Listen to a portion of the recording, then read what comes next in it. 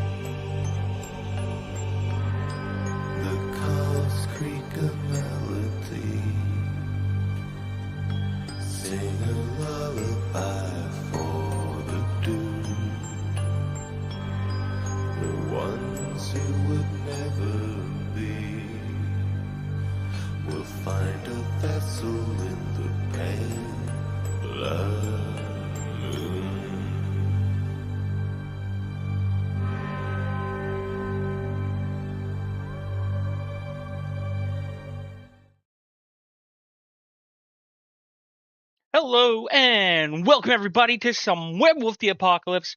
I am happy here. We are doing Rage Across the North of Fuller Seals, prologue, first change, and hopefully to get into chapter one, a little bit of chapter one, Red Moon. Just to keep in mind, World of Darkness is an 18+ game, so there might be some violence, gore. Anyways, it's just an 18, so you guys have all been warned. The players do know about this, and anytime within the game, if stuff gets too violent, too bloody, too gory, too graphic, just in case, there's always the rule of the X card, which play will stop, we'll take a couple minuter, take a step back, and just probably shoot the shit. Or of course, as my players know, the DM always has DMs open just in case they do need to step away and play that X card. But yay, there's some werewolves. There will be some blood, gore, howling at the moon, and a good old-fashioned killing and raging, especially raging. Everybody loves to rage. So let's kick it off with some werewolf backstory, first changes. Let me pull up something first. Got to make sure I have something. That is the book for where. By the way, this is Werewolf 5th edition, not 20th anniversary. So yeah. For those who are coming in and know the rules, please do not backseat, drive the DM or players. Don't tell people what to roll in chat. This is a game. This is completely just a few, things. Players will also be helping out players at DM. So, but just to warn you guys in chat right now, please, it is the game, it's DM's discretion, storyteller's discretion, and player's discretion. Play their characters. In other words, where are you, enemies? There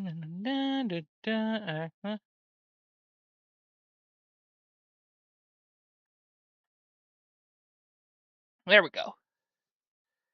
Allies and antagonists. That's what I needed. You gotta have some good antagonists. Anyways, we are kicking this off right now. Let's go over to the characters. You guys are gonna meet the characters due to the first change and everything. And yeah, let's go kick it off, guys. Are we ready to play some werewolves? Sure. Okay. Well, let me fix. Okay. So, we're going to start with you, Death, for Otto. We're starting with you. I'm putting you in the hot seat. You ready for this? Okay. So, you, over the course of your time as a normie, a human, haven't gone through your first change yet, of course, have been having some difficulties at home. Wife does want to wife is having some issues. She wants to still stick with you. This is all basically upstate New York, close to New Jersey, around between New Jersey and New York, by the way. She's it's in like a small cabin close to the city, urban area, woodsmen, somewhere more upstate New York, not out of the city, but like in the wildness, in like not too far from the city, but like your own land. So over the course of several weeks now, it's been your firstborn has been having problems sleeping. She's been waking up and seeing things at the end of her bed. She's has these strange things of talking to what you would have assumed imaginary friends, just mostly, but a lot of it lately has been a total of basically of night terrors and waking up to horrible boogeymen, as she describes them. Over the course of the week, you've done everything. You have got her to see a doctor, people that could help her. Maybe helped her with her sleeping. Maybe it's sleep anxiety. Got her tested. Uh, got her tested to see maybe she is definitely you tested for schizophrenia, but all the tests come back negative. So that's where it lies between, is there something here in the house, or is this just a child being a child? Because she's completely healthy and perfectly fine. You do you make sure you hunt on with the winter, fresh meat, deer, uh everything. You try to keep it all natural, like your own garden, like you try to, as being a woodsman. So as the first night, I need you this night, as you tuck in your two children. You had a day. It's tense between you and the wife. Like, you could tell that she doesn't want to live out here anymore in the woods. She'd rather move it into the city, but she wants to stay for the kids. You guys had some heated talks, but not some overly loud fights over the past few weeks. So, everybody settled in. You're settling in. She does tell you she is thinking about taking the kids into the city for the day. It's been one hell of a couple of weeks with all this going on. And with your oldest, current time, she will be 6 years old. doing with all the health. Yeah, yeah. This is pre first year, so you're 4-year-old. But again, running all the. Go ahead.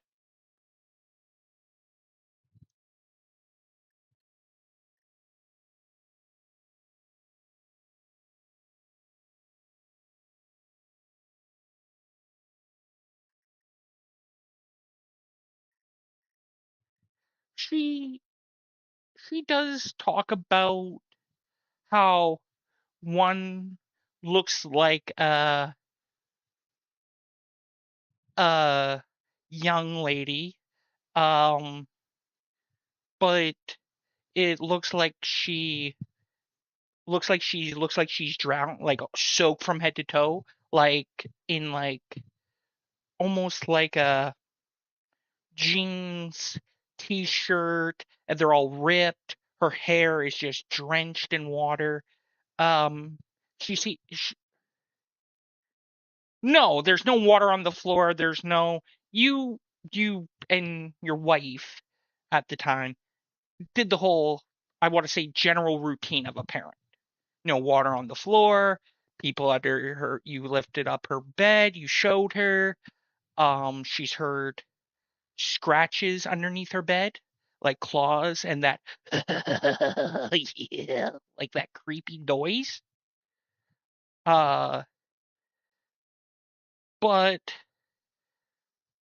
she basically tells you that her quote night terrors, uh scientifically putting a doctor perspective, her night terrors and what she's told the psychologist is that her terrors is usually a peaceful world, like it's usually something very peaceful, and then it goes to that horror.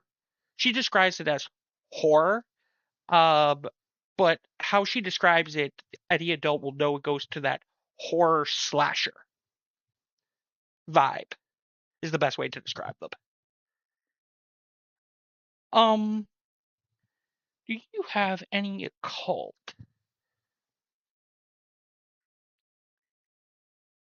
Okay, go ahead and roll me intelligence and occult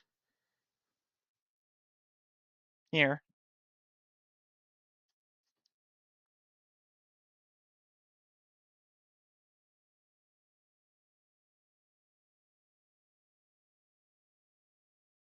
3 successes. 3 successes. With 3 successes, you hear, you've looked into stories, and you've looked into, maybe there are sensitive people, like there are people out there like mediums. There are people there that have a is it ESP? Yeah, it's ESP, right? Yeah, yeah. Yeah, psychic. So you know that there's people out there. Some are gimmicks, some you see that might be real. Different traditions have their own way of contacting the spirit realm. Um, you have heard in stories and legends of two worlds, the Skinlands and the Shadowlands. So, but you don't really know much about them. Um, from what you've heard from mediums, the Shadowlands is a place where is a mirror world from our world and death. So she, from how she's describing them, she could be seen past the veil, as these so-called mediums say, and stuff. It might be coming to her.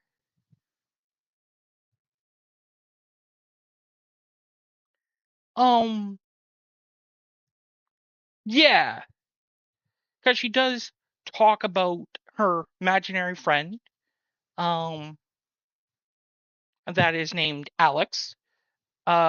She describes Alex as a niceful young girl who loves to play with her, loves to hang out with her. Um, but again, from you could with that role, you can guess that she might be seeing a ghost. But again, she's only 4 years old,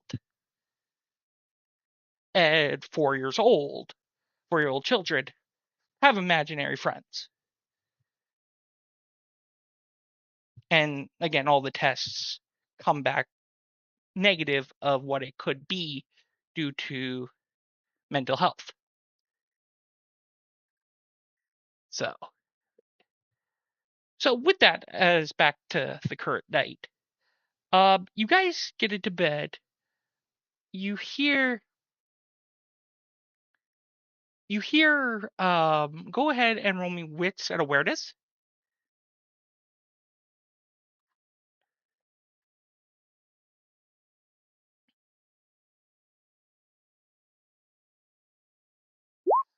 Four successes. So with four successes, you hear what sounds to be in the middle of what looks to be here up the stairs, because you have a 2-floor house.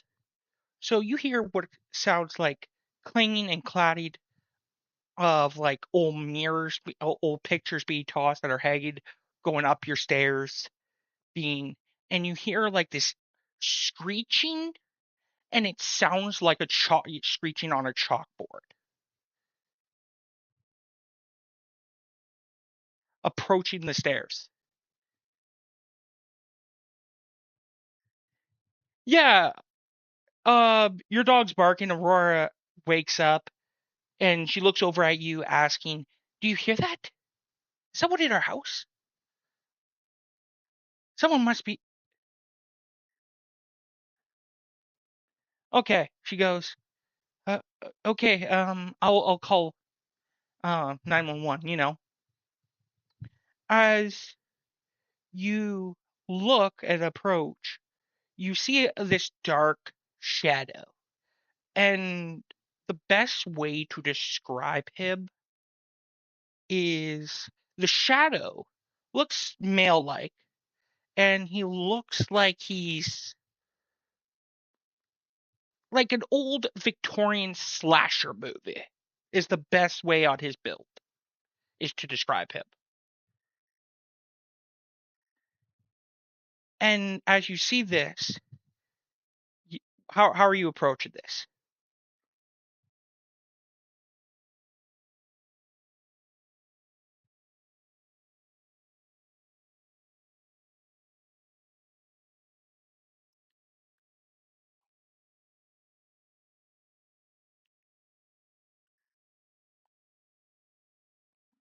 Okay,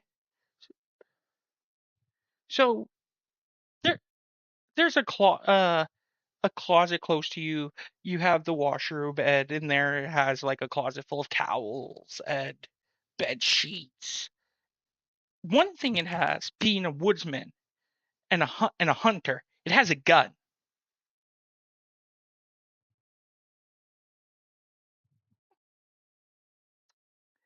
So you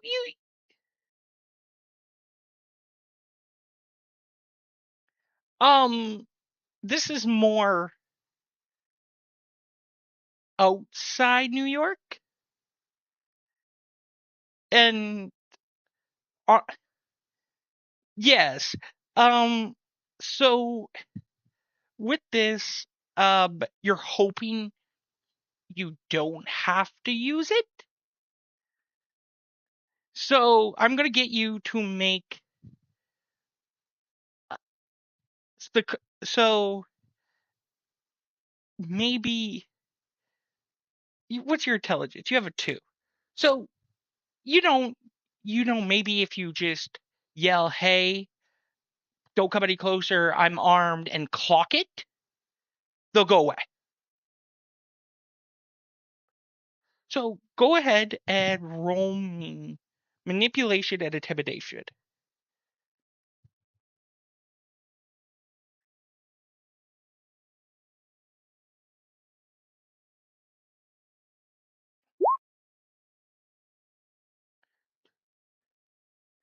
Okay. So 2 successes, the shadow drips back down the stairs. Are you doing anything as you clock your gun?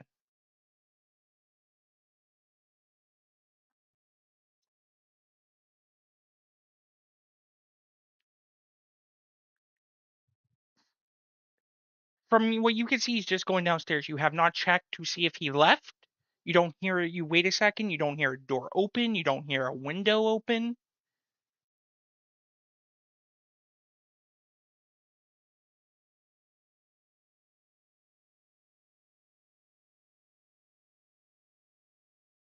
What are you doing?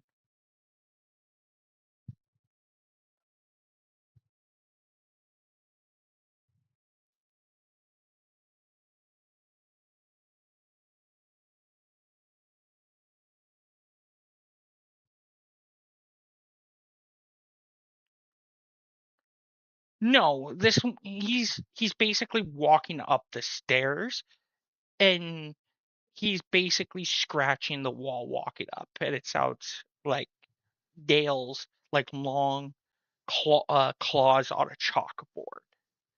And that's so you basically are atop of the stairs, you yell down, "Hey, I got a gun!" You clock your gun, and the shadow falls back.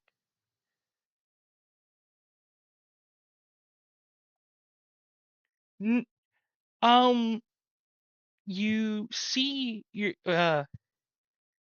see both of your little ones come out, and you hear your 4-year-old, "Uh, is everything okay, Daddy?"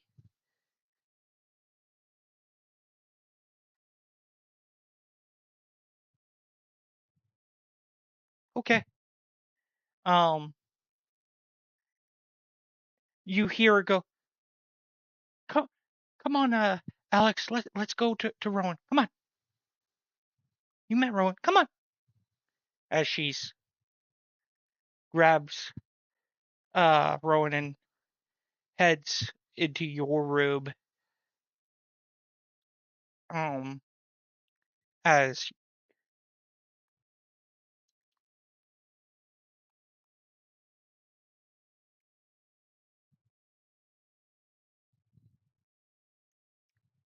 yes, yes,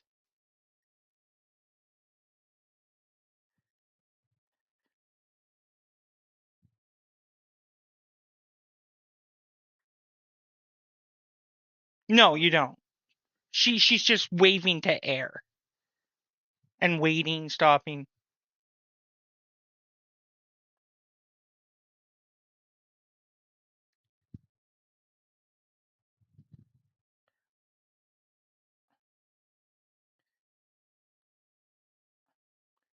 Uh, she's basically quiet now, like she's settled.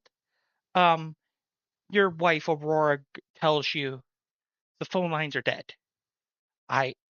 It's dead.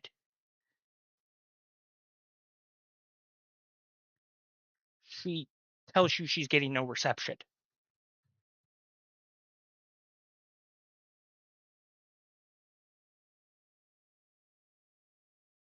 It doesn't come on.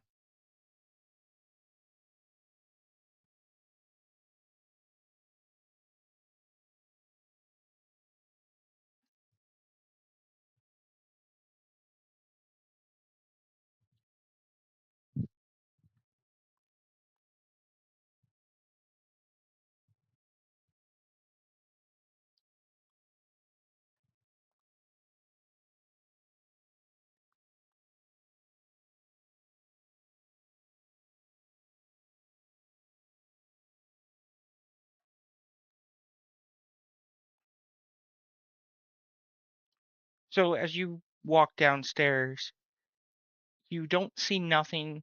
You don't see a break in. You don't see anything moved, but you could feel like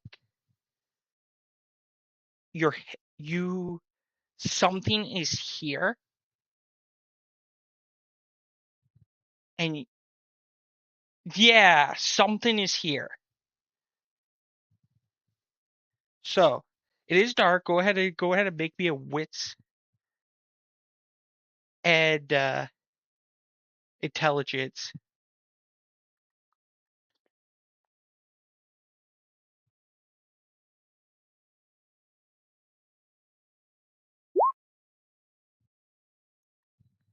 Sorry, wits and awareness. 3 successes. Okay, with 3 successes, you hear, "This doesn't concern you, pup. Just leave. Just walk away.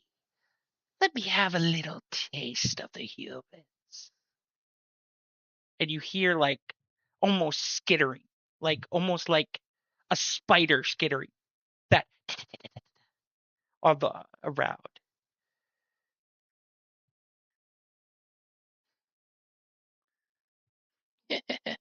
No, but I don't mind eating them too.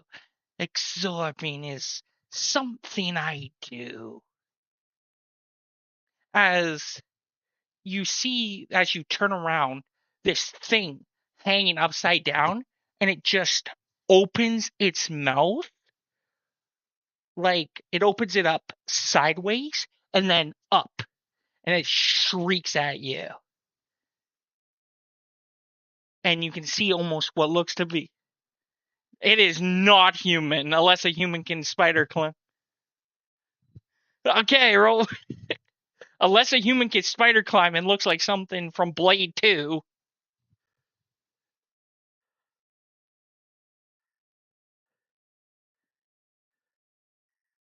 So it will be definitely composure, because it scared the shit out of you.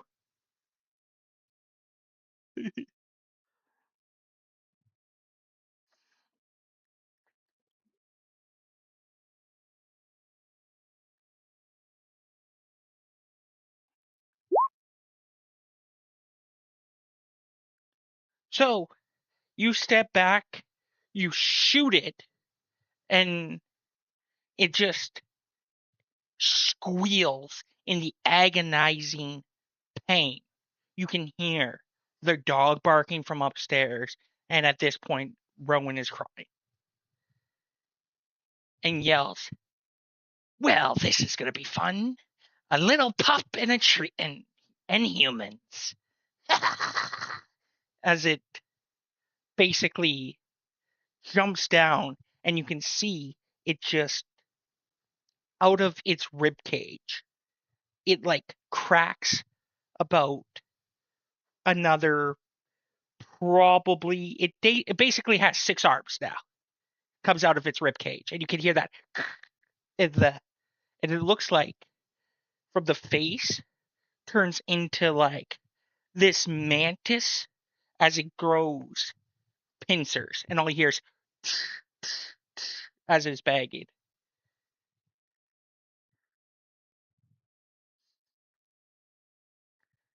It doesn't reply, as it is going to lunge at you.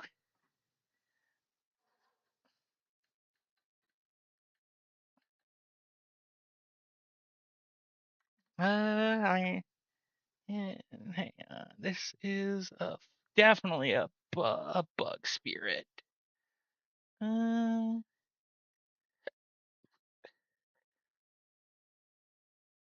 a tainted bug spirit by the worm. Where are you? So yeah, let's do it from More.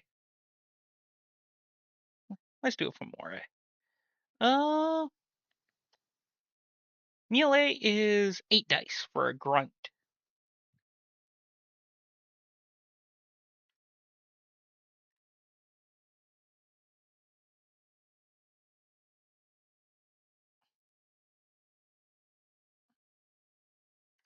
Eight d10s greater than 8, I believe, right?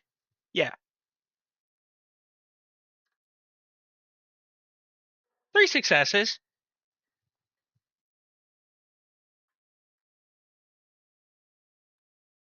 So it's just pincers that are basically. It's Yep. So as these pincers basically snap at you, you push away. you're feeling the pain. That's no illusion. This thing is a mixture between what looks to be a beetle pincers mixed with a spider with arms. And is basically walking on two legs.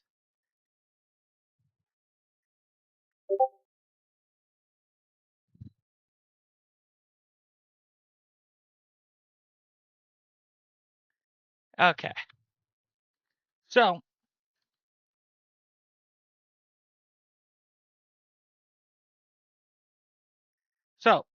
with that, you hear as the shot goes off, you see blood, or what looks like it was an oozing black out of it. You hear from upstairs this another thing come running downstairs, and it looks at you and looks at the bug and goes, "B, what are you doing playing with your food? Let's get out of here, get the kids, and kill everything. I'm hungry now." So, and you see his accomplice run up the stairs. You hear a loud, basically a door, a fist goes through the door. And as you hear this, you've been wounded. Your life is at danger. This mantis spider abomination, what you can believe are two of them, is going for your family. And something starts to come out. You feel something inside of you as you get pushed. You get pushed to the back of your mind, basically. And all you can see is a movie playing out. And what you can see being played out, yes, you do have Rage 5, is you ripping. Go ahead and make me as with Krydos, we're gonna roll some dice. Go ahead and make me a melee strength and melee attack.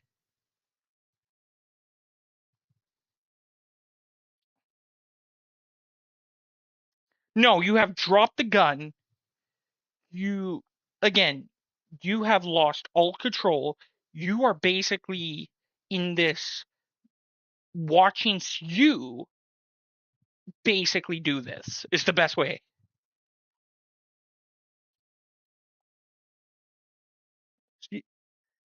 Sorry, strength brawl. Sorry, that was that that that was my fault. That was my fault. That was my fault. Go ahead. Mm-hmm.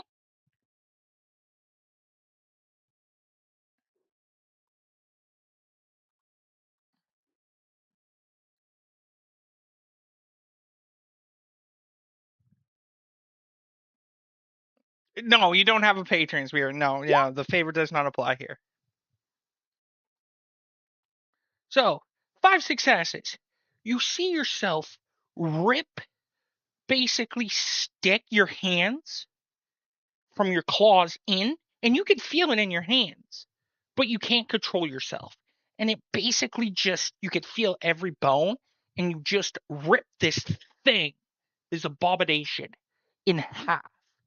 As upstairs, as you can hear the screaming, you move lightning fast. You could feel the big thud come down, and you can hear in the as this plays out. Again, you don't know what's control over you, but you can hear the heavy breathing, the snarling.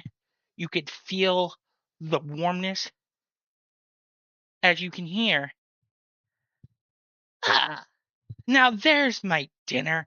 As Your 4-year-old yells, "Daddy, Daddy, help us!" as you go ahead and make me another strength and brawl.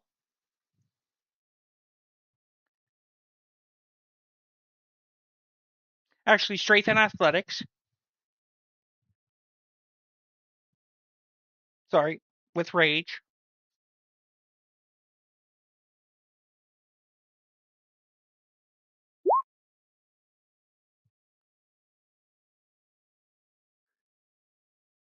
That's 6, I believe.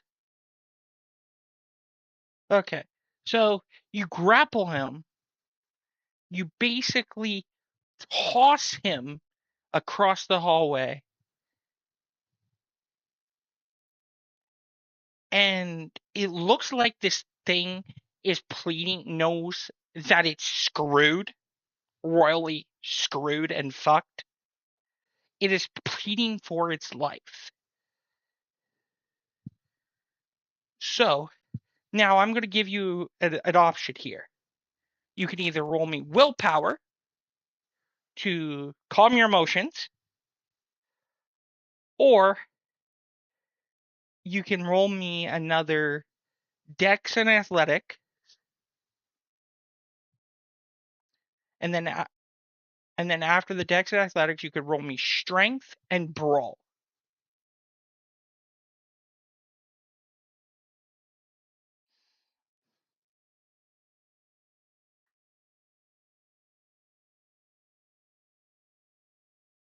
This one actually looks like it's human, but you know it did say to feast on your family, but it knows it's royally fucked and is pleading for its life.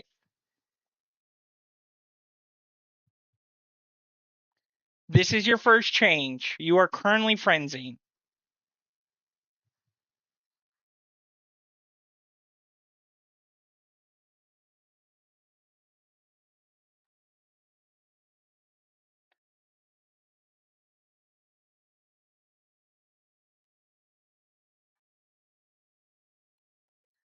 I was saying you can try to fight it because again, it doesn't feel like you're in control.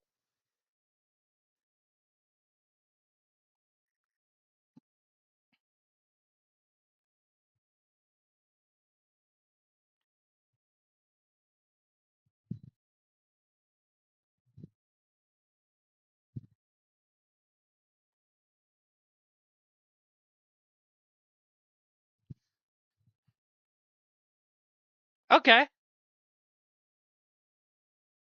Okay, that's fine. So go ahead.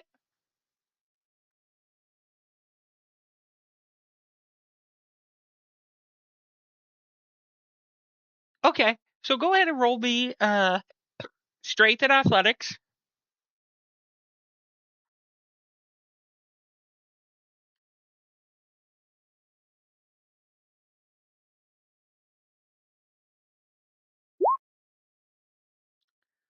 So you have it. Go ahead and roll.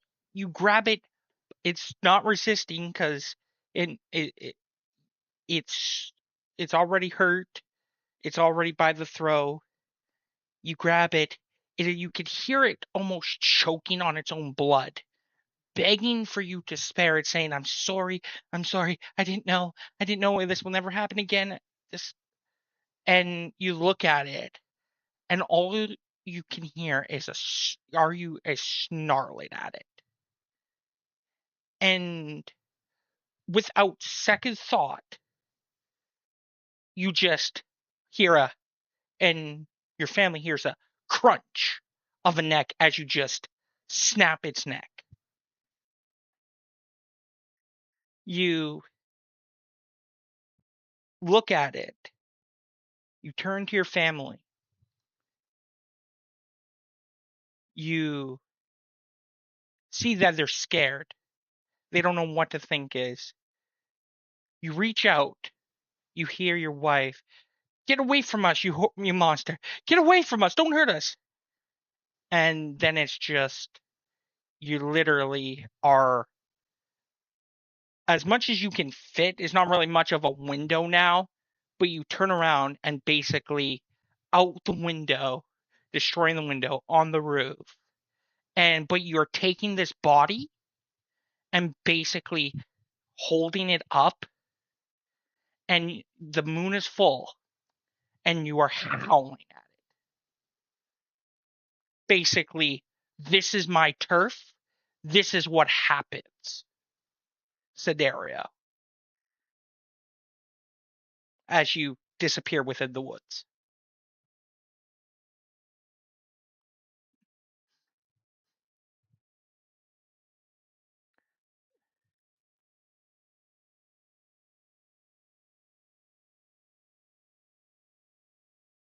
Yes. Yes. Yes. Yes, yes. You can reset your. Yeah.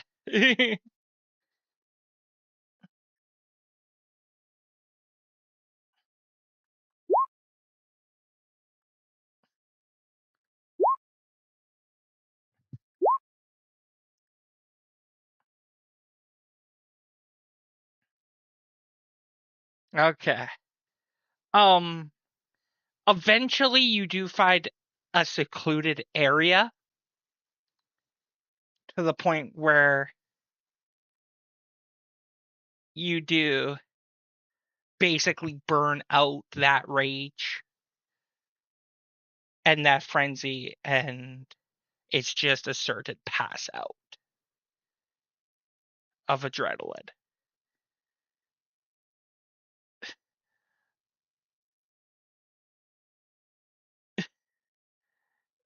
Sh- Shock state. That is definitely fair. Do, do, do, do.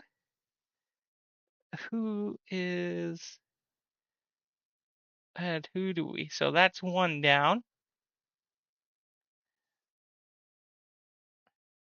Okay, go ahead.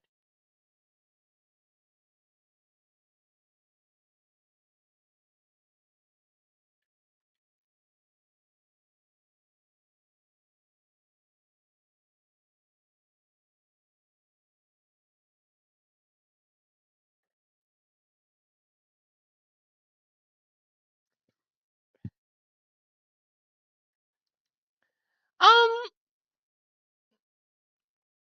so that's the interesting thing. We're gonna get to that, but something we're gonna get to that. Like, just we're gonna get to that.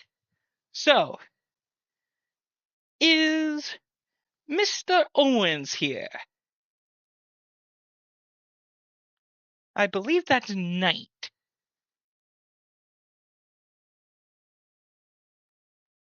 Or is he still busy? Black Knight, are you here?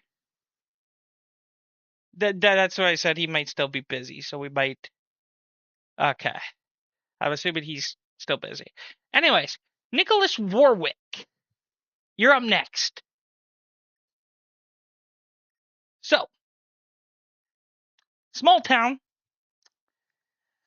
Not in New Jersey because New York's too big. Small town. Probably we're gonna probably say somewhere not New York, but like a couple miles west from it. Sorry. Yes, west. Not east. If you go east, you go in the ocean. Yes, west. So in a small town, you're you're living the life. You're a lupine. You're living the life. Human life, food, food, feeling very feeling very proud. Getting all the love, getting all the pets, living the wolf life.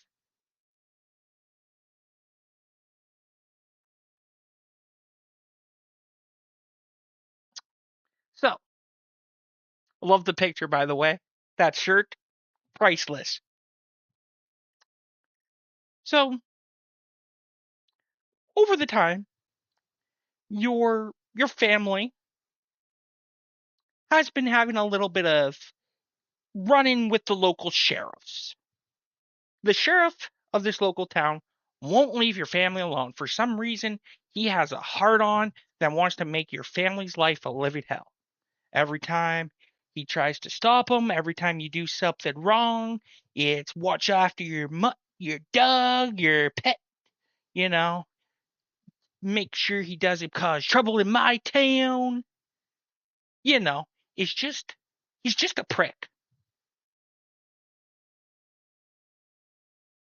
And for some reason, he has a big heart on making your family a living hell. He pulls over, you remember one in your dad's nice truck, even though your dad's a well-respected doctor in this local town. You remember pulling your dad him over, trying to write him a ticket, but he's like, "Sheriff, is this necessary? I just got my lights checked last week. It should be working." Um, he tries the brake. The sheriff says, "Try the brake again." You know, it's just the sheriff. The sheriff hates your family for some reason. You don't know why. Even though your dad literally gave basically birth the sheriff's kids. Um, the sheriff's wife and your mom hang out at like local bingo night in the town. Friday night bingo, you know, charity bingo, you know, that fun stuff. You're very active in the community, but for some reason the sheriff just hates you. He just hates you. So, you are relaxing. You guys are relaxing at home, watching some TV, and then there's a bang, bang, bang on the door. You go, you hear your father go, "I'll get it. You keep watching. Like, hey, you want some more popcorn? Talk to your mom because it's movie date night. It's a Tuesday movie date night." You hear your dad, "Ah, Sheriff Hill, what brings you to these parts? Is everything okay?" He starts yelling. He's like, "I knew your son was trouble. I knew that mutt was trouble." And he just starts going off on your dad. And he's like, "Whoa, whoa, whoa, Sheriff, what's going on? There's been six, there's been attacks of an angry animal, and I had to clean up your work, you know," and just starts going off. You hear this. What do you do, Warwick? Yes, you're in your wolf form currently.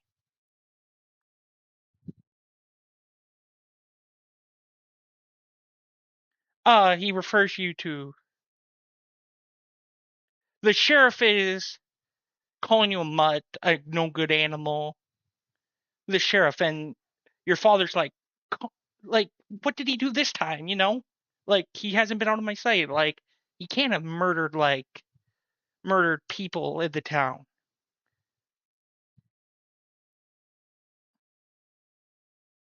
Like he he goes, "You know what? You're right. I will prove facts that he did it, and I'm coming for that thing. You know what? I'm bringing animal control. But if I see him out, yeah, if I see him out of this house and around in my town, maybe, just maybe, there might be a bullet in that thing." He go, "You can go ahead and roll me wits and awareness. Specialty if you have a awareness specialty in smell. No rage."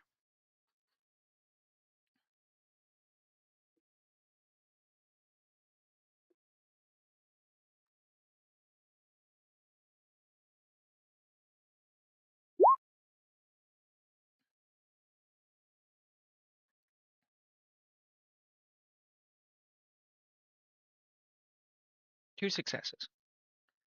You smell alcohol. The sheriff is drunk. The doctor goes, "I'll talk to you later, Sheriff. I think you should go home, relax." He goes, "You don't tell me when to go home. That thing." He's like, "Good night, Sheriff," and closes the door.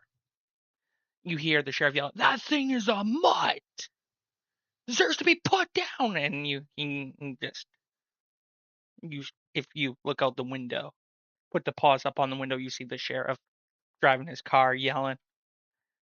You see a few neighborly lights turn on, like, what's going on? But they don't do anything because, again, it's the sheriff.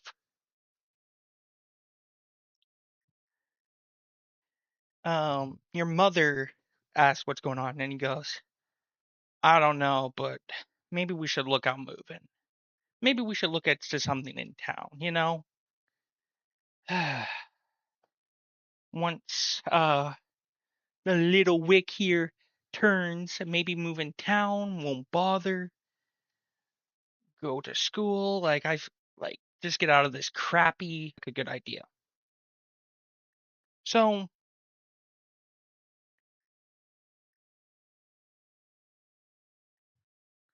for the rest of the movie night, Warwick, it's kind of a Demi Downer. Kind of, it was an upbeat, enjoying a movie with the family, and now it's just kind of depressed. And the movie ends, and you can't get to sleep. You try on your favorite where you sleep in on their bed, on the couch, your favorite spots. You turn around 6 times, you know what dogs do. Try to get comfortable. You just can't sleep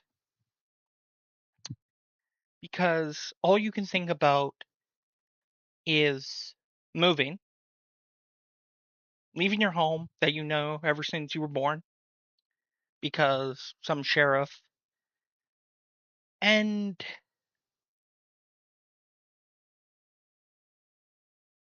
you think about it over the night, and you come to the conclusion, what gives?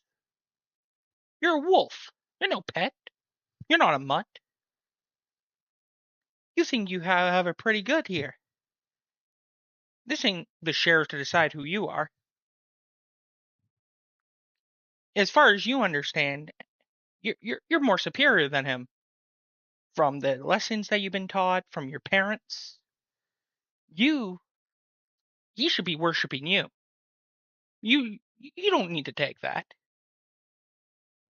What gives him the right to come and step on your property and yell at your father?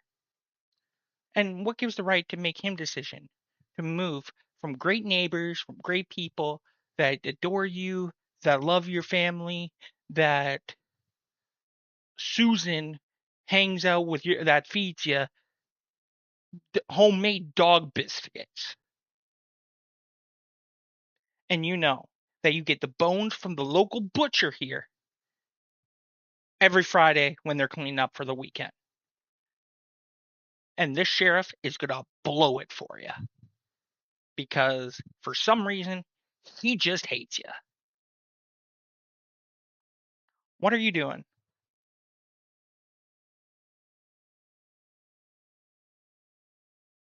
Okay, so you mosey your way. You don't know how to get this door open. You have no thumbs.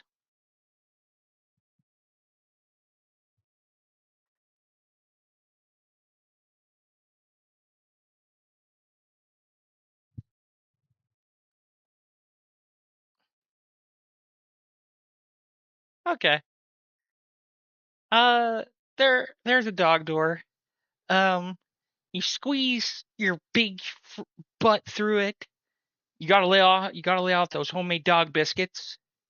You think it's added a little to your rear end. Um,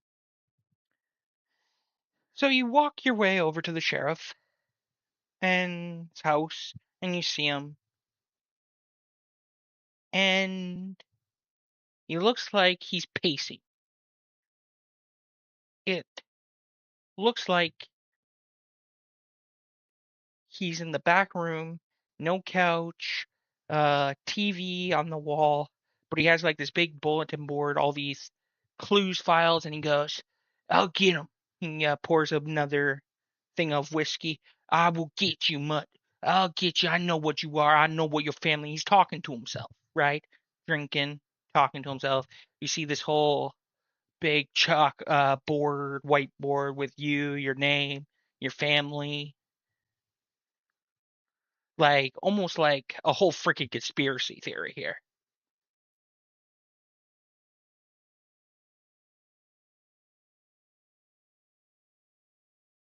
Yeah. Uh, as you get closer, how are you looking through the window? Okay, yeah, go ahead and roll me dexterity stealth. No rage. Nico, are you still with us? Okay, two successes. Um, you sneak up to the window, getting a closer look. You, he has his back to you, and the conspiracy theory that he's mumbling about, you see, and it is basically everywhere your dad's been, weird sightings of helping people, uh, giving people like pouches of medicine, you know, and it was like strange wolf spotted big wolf, like he basically has a whole conspiracy theory, even though he doesn't know he's right, that your family's a werewolf. And you hear him mumbling to himself, and the little window's open, and you hear, "Goddamn monsters, man. I'm the sheriff of this town. I gotta protect what's mine. Protect from these evilness. Man, you know what? I need some backup. Maybe I should call the police. Maybe I should call the FBI. Maybe I should call the feds." Yeah, no, you know what? Who's gonna believe me? Who's gonna believe me? Who's gonna believe me? Who's gonna believe me? And he just pours another drink. And he's fucking. He doesn't even pour another drink. He takes the bottle.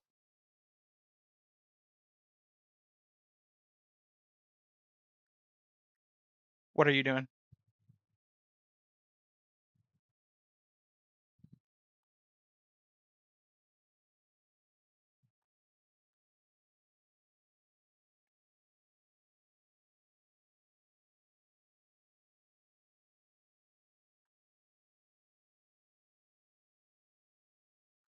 Okay.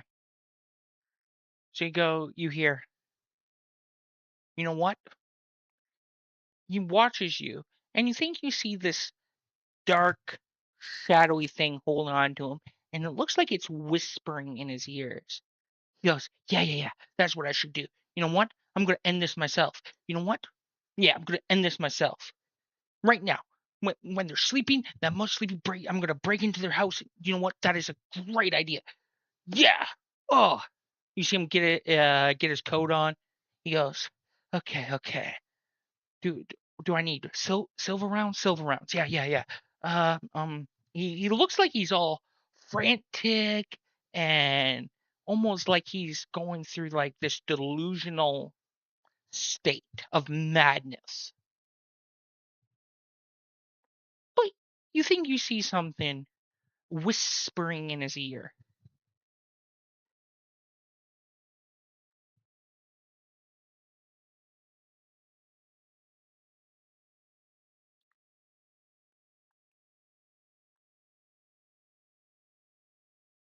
It turns its head almost like how an owl turns its head to face the back, and it just smiles a very dark smile from side of the face to the other side of the face, really up.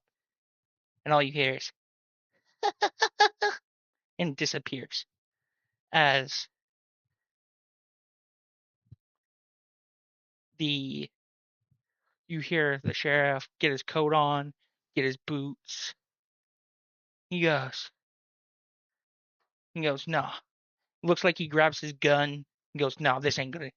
Kill a werewolf? No, no, no. I need something bigger. You know what? Yeah. And you see him walk and to like down the hallway. What are you doing?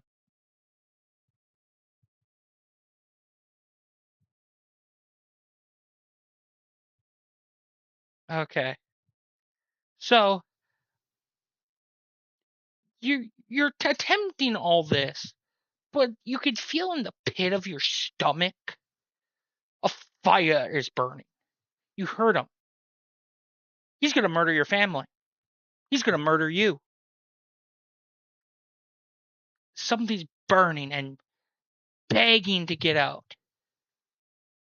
But there's a part of you as you wait patiently. It's like, nope, I'm not gonna go in there. I can go in there and be that monster he can be.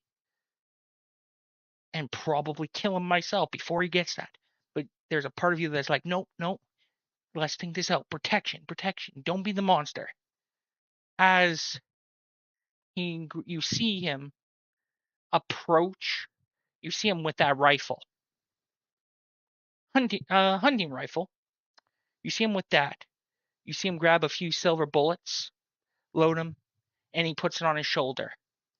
As soon as you see him about to, like you can't see him, but you know he's coming to the front door. You're waiting for it to follow him. He ain't coming out that front door.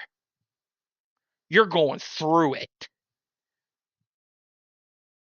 So you could feel you go from 4 legs to 2, and you feel taller as your body, all you hear is just boom, goes right through the wall. And all you hear is the yell and scream. And you can't stop yourself. This, you knock him back. You see him disoriented. He's like, "What the hell?" And trying to get his gun. You slap away his gun. You're walking towards him, and you can feel this pit of fire in you. You're angry. You're enraged. You're that monster that he said you were. And you can hear him pleading in the back of your mind, but you ain't stopping. No. This guy said he was going to kill you, your family, and that you were a monster and a mutt. The door, he tries to basically limp away as basically you can see his legs are hurt. And he goes for the phone and basically he doesn't basically you push the phone and his hand through the wall and you can hear several bones breaking, the crunch. He ain't getting repaired from that. And you could feel the hot breath looking, and he goes, "Don't eat me. Don't eat me. I don't deserve to die." And he's mumbling some he he he goes to church every day. He's a holy man. He's mumbling these prayers, and all can hear. And for some reason, you think you hear yourself talk. You hear, "Monster. I'll show you, monster." And basically,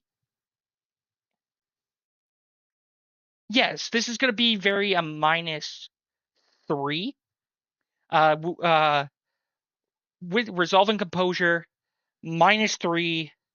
Um, you are this fire is burning in you.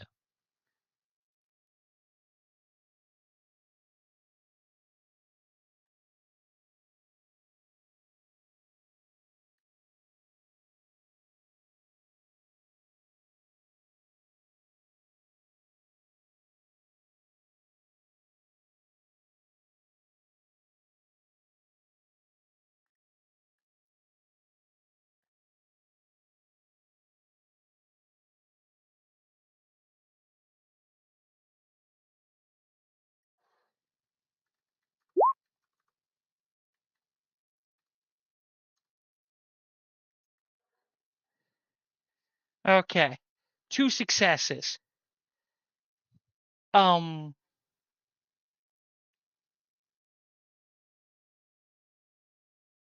2 successes. With 2 successes, you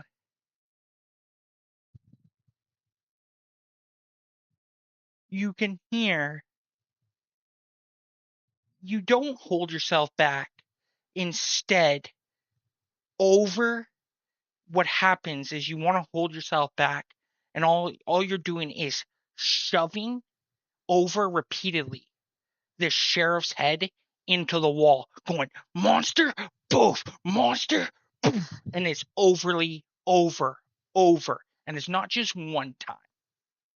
It's not just 5 times. What you can count is probably about 20 times. He There is residue on this wall. There is probably even no more wall at this point. The head is snapped, is limped, and the body is lit.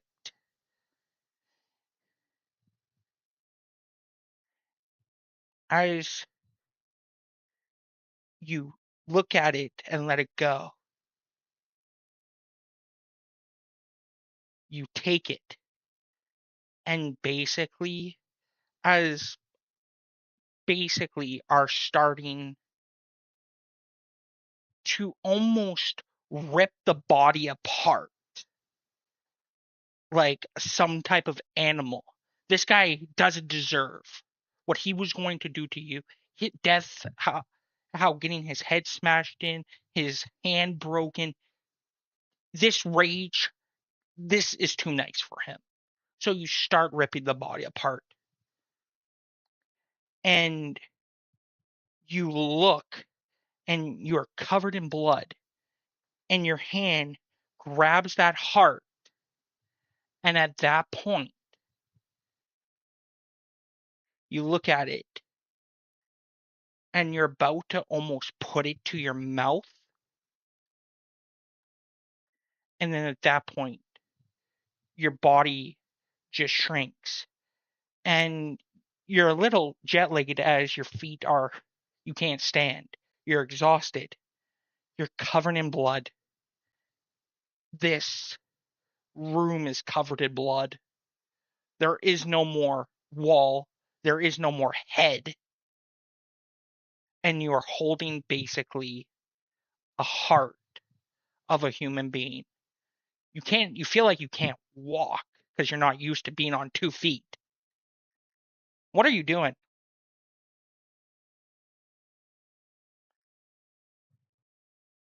You're covered in blood. Okay.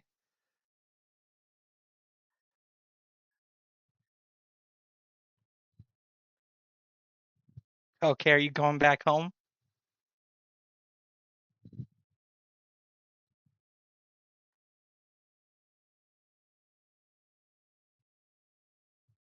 Okay. So you run your way home, you try to crawl through the window, you hear your dad and your mom flip on a light, and it basically has a baseball bat ready to hit you, and he goes, "Oh my god." And he just drops the bat, and right away comes to your aid, and he basically sees what you look like, get you in the shower, get you some clothes. Um,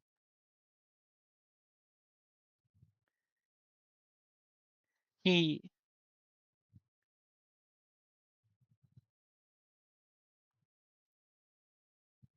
he tells you it's okay. It's okay. He tells your mom to get you in the shower, get you the clean clothes. I'll take care of it. And basically quickly gets his shoes on, some shorts that he's wearing, gets his jacket, and basically drives over to the sheriff's house.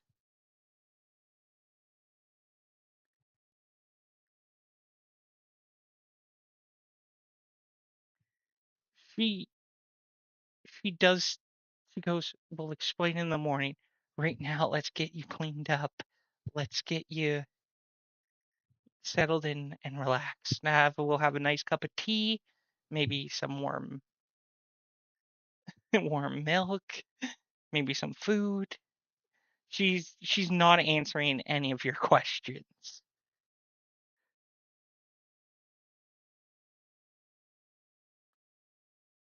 Again, she sees that you're in panic. She just holds you and makes sure you're yes.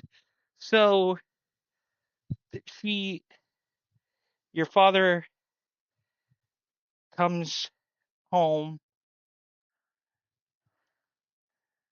Well, the sheriff won't be a problem anymore. Um, and he goes, for sure, we're definitely moving.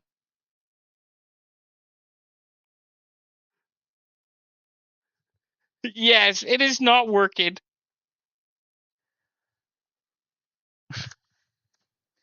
So with that, you basically after that you go to school. You learn. You learn what you are, what basically you did. Um,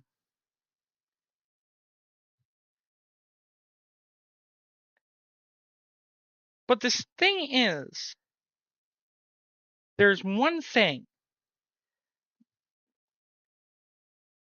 Your father, during this week and during this time as you are moving, your father meets one person comes to your house that rolls up. This person you have never recognized. Nice vehicle though. Fancy. She gets out, and it's a she. You're seeing basically what is a mix between looks to be black platformer boots, uh, basically ankle boots, but they're platformers. She has socks that go up to her knees. She's wearing a plaid skirt, dark colors. Um, probably a band T-shirt, black hair, one side black, one side white, grayish white. She looks over, tells two people just to keep an eye out. She won't be long. And basically, your dad walks in the house, and she goes, I'm happy to see you. I thought I would call you, and I wanted to get your permission to head into New York. She goes, well, you can definitely have my permission on my territory. I don't mind. She looks at you. At this point, you're probably a wolf. You've been taught to relax. You go back at wolf. She just pets you and scratches you. She goes, I'll help you. I'll keep your secret. But when I need you, Doc, you come work for me. He goes, what do you where will I be working? You come work for me for Ace Genetics. He goes, and what about the sheriff? Everything will be fine. You can come live in New York. I will set up you and your family for the next to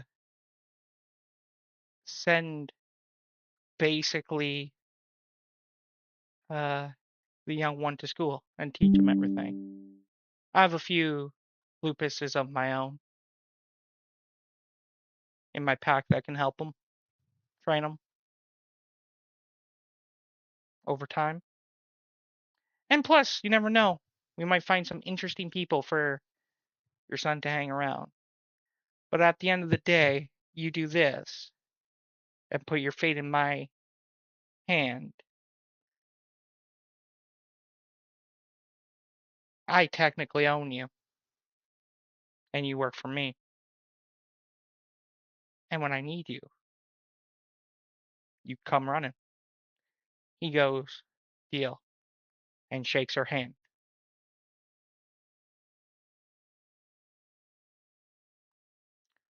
Enjoy New York. Best medical schools around. And basically just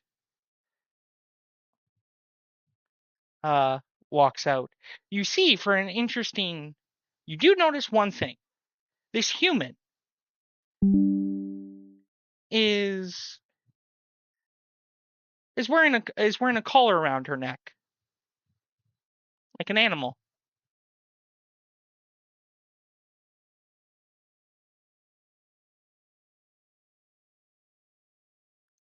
She smells like wolf.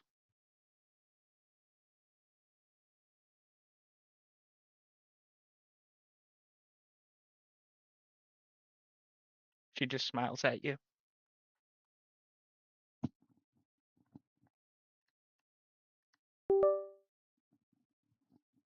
So, with that, I feel like Nico has the biggest shittest eating grin on his face right now, listening.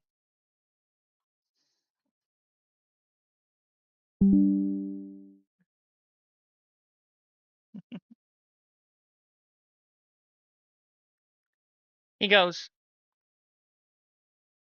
so that brings us is Black, are you here? Mr. Owens.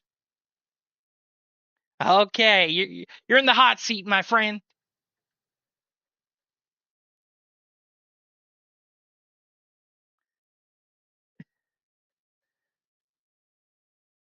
Mr. Owens, you are in the hot seat. So, you live an easy life of teaching, spiritual guidance, communing with the ancestors, of nature, and holiness of the land. Just outside New York, you were sent to. You were sent to investigate something. There's an artifact that will help you in your journey and sometimes what you will become. Hopefully, it's soon. Hopefully, it's not too soon or soon enough that you don't age out to your first change. So, you were sent to by given by your contact, given a message on your phone, giving you coordinates. What you found that brings you to is what looks to be an old graveyard.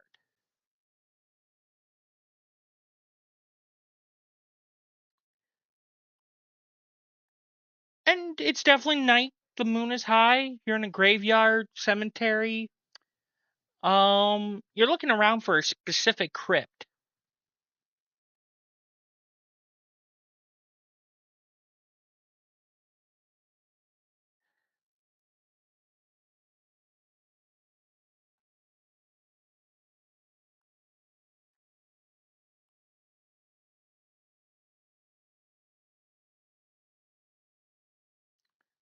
It's not one of those cemeteries where an in city cemetery where you can drive up. It's one of those old cemeteries. You got to walk through it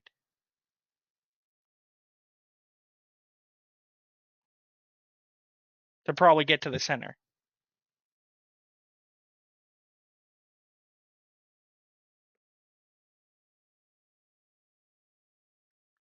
Yeah, you can drive up to the gate, but like the gate's locked being at night. It looks like this cemetery hasn't been used for many years, many generations.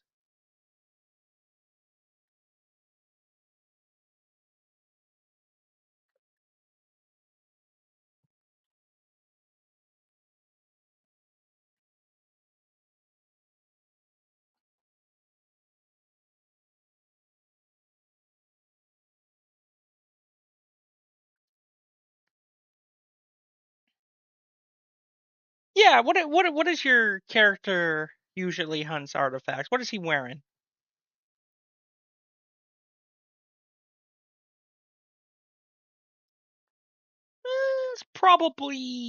It's about turning winter to spring. So hoodie season.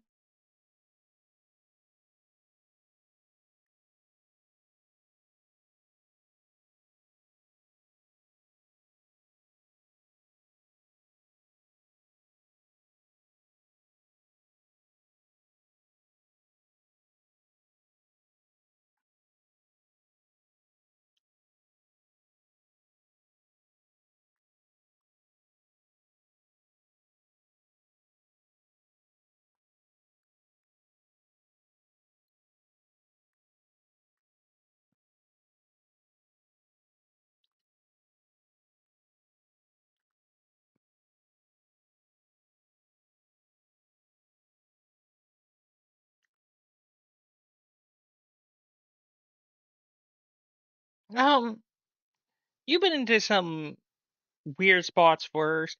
You have a toolbox. You have a set of tools in your car. You got some bolt cutters, some chain cutters to cut the lock on the gate. But the gate looks rusted anyways. Yeah, you know.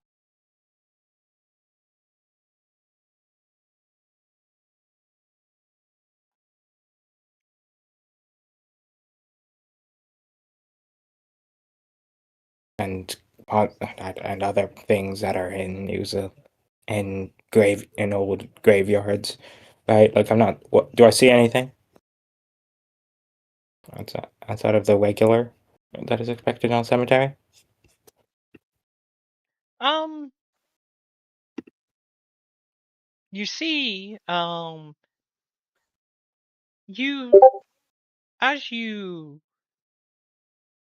make your way in the cemetery, you feel a cold shiver as you walk into it,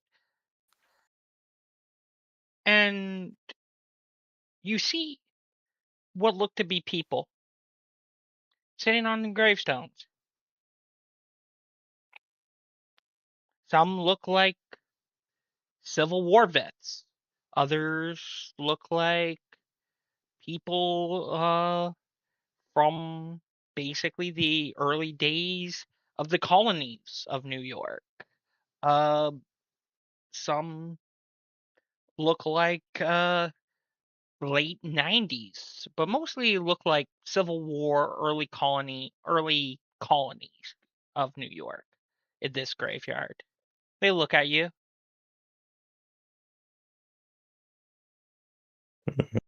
Uh, Alec is going to just kind of just be like, okay. Is he aware of what that could be, considering his knowledge, or do I have to roll intelligence occult? Roll me intelligence to cult. Okay. Let me just set that up real quick.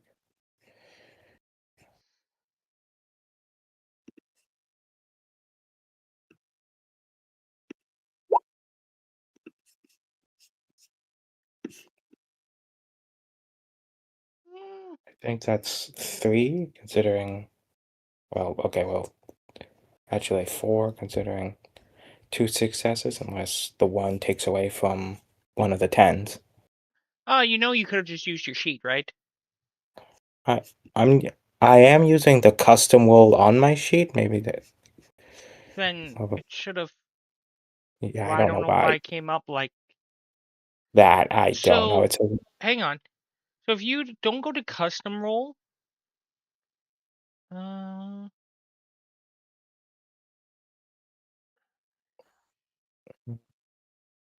If you click on the word of the role you want to do, it would ask you like 2, 3 questions, and then you just click. yeah. Okay. So click on occult. okay. Okay. Wait. Did you want me to use rage or no? I don't No, think I have. no, no, no rage. Okay. There you go. 6 successes with 1 Okay. crit. Yeah, you know where you are. You're Your family is into the land, into the voodoo, into the spirits, into the occult. They have been prepping you for the next passing to you to pass the torch of Gaia. Yeah, you just crossed over into the Skinlands, the Shadowlands. These are ghosts. You stepped sideways.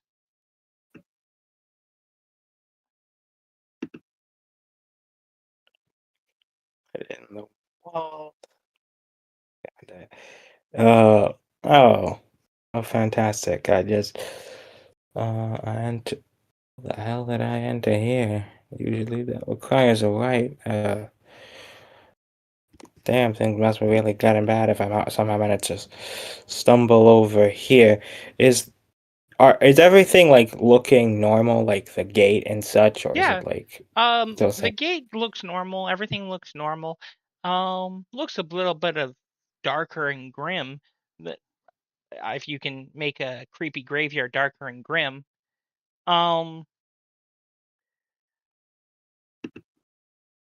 With that. But yeah, you look over, you see everything. A guy walks over to you. The dude looks like he's from definitely from down south, wearing Western getup, probably early railroad coming up, railroad that's went from south to north to south, and he goes, "Well, howdy there, partner. It looks like you seem a little bit lost there, young fella." I suppose I am in some ways. I wasn't exactly expecting my God, no one told me that this would that I would end up here exactly so I don't know, so quickly, so suddenly, or at all. The gauntlet must be thin. Something. Well, I knew a guy who believed in lady luck. Cost him his goddamn life, you know. Freaking got shot right in the back. Bam! You hear another guy looks to be a Civil War veteran. You go, darn it, Bob! Nobody wants to hear your damn Texan story and how you ended up on the top, almost heading up to Mississippi. He goes, "Hey, at least I died respectfully, not getting shot by your own brethren." And they go back and forth. So so we are in New York, correct? You're upstate New York and probably just a couple miles outside New York. Alright. And he's wearing Civil War getup or like just Western getup exactly? So you got a Western, and you got a who was talking to basically a Civil War soldier. This is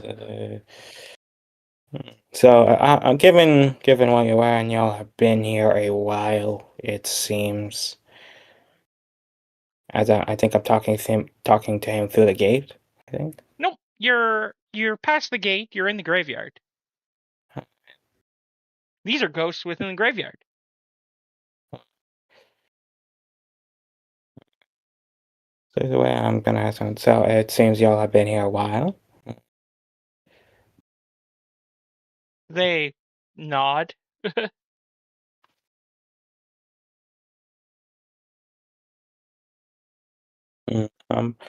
Have you seen? I'm going to simply ask. Hey, have y'all seen anything particularly unusual outside of yourselves? Something unique? I've been told that something was here. I'm not sure if it would still be here on this side, but Hmm. Hmm. Hmm. I'm looking for something. The Civil War things, and you hear, "Yo, just tell him what he's looking for. Don't leave the young lad hanging." He goes, okay.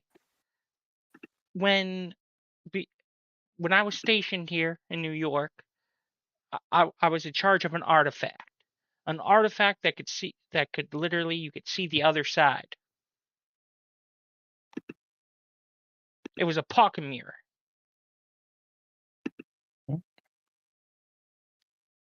And honestly, I think it's in the tomb of my commander if you just head over there. But trust me, you don't want to head over there, son. There's something evil and dark about that tomb. Even we tried to stay away. The thing feeds on energy on us undead. He goes, yeah, on us young undead folk, eh? He goes, yeah, us undead folk. I wouldn't exactly call myself dead just yet, but I'm sure I can talk. Talk to these men somehow. You Persuade see, them to. you see the cowboy slap his knee and goes, "Oh shit! That young boy's gonna have himself a death wish. He's gonna be literally riding those horses all the way down in this graveyard." And all you hear is and just spits on the ground. Hmm.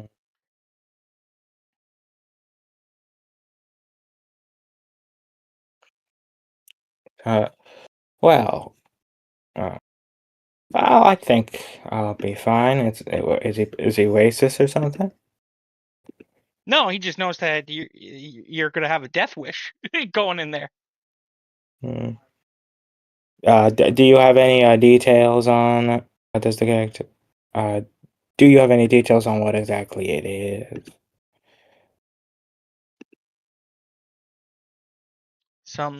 Some say it's an evil specter. Some call it a ghost.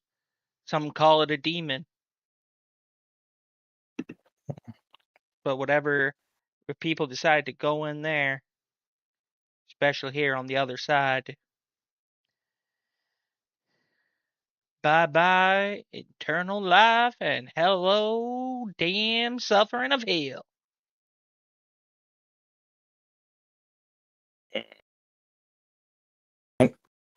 Malik is thinking, is it only on this side, or is it also on like the regular side? And if so, how do I get back? I'm not exactly preparing to go. Well, see, if you want to get back to the skin folk, you just head through that gate apparently, because that's how you got here.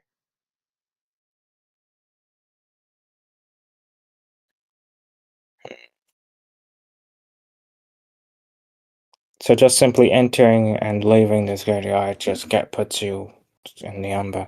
Strange place. Strange place. Hmm. Uh, hmm. Uh, Thank you for your information. I suppose I'm gonna do a little scouting of that mausoleum. Not gonna enter, but scout around it. Just try to see anything I can do before I go or go in. You hear, don't say we didn't warn you. And you walk to the mausoleum, and it's just normal.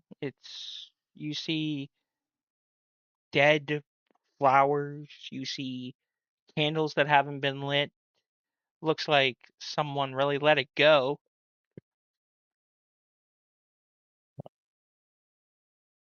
The Mhm. upkeep is terrible.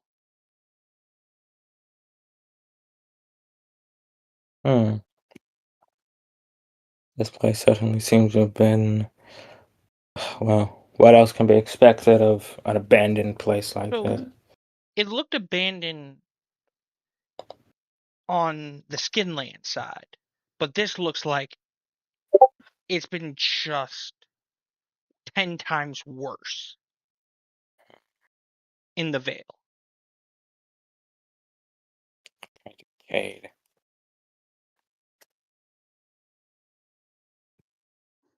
I think. Hmm. Okay. What about the door? Is it? I imagine it's closed, or is it anything The on it? door is completely rotted off.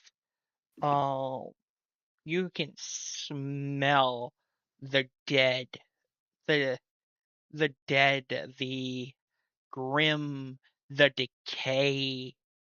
Uh, you can. It smells gross. Okay. God damn. Let me see. I wonder if. Okay, so I'm going to head away for a bit, like outside and go back through the gate. Okay. Okay, let me just see. Before I want to test something. Okay. See if You head back through the gate. You see your car. You're standing on the side. You don't see the ghost within the cemetery anymore. this is a strange phenomenon. Typically, at this point, from what I hear of the Garou, you typically need a right to enter the Umbra or some sort of magic of some kind.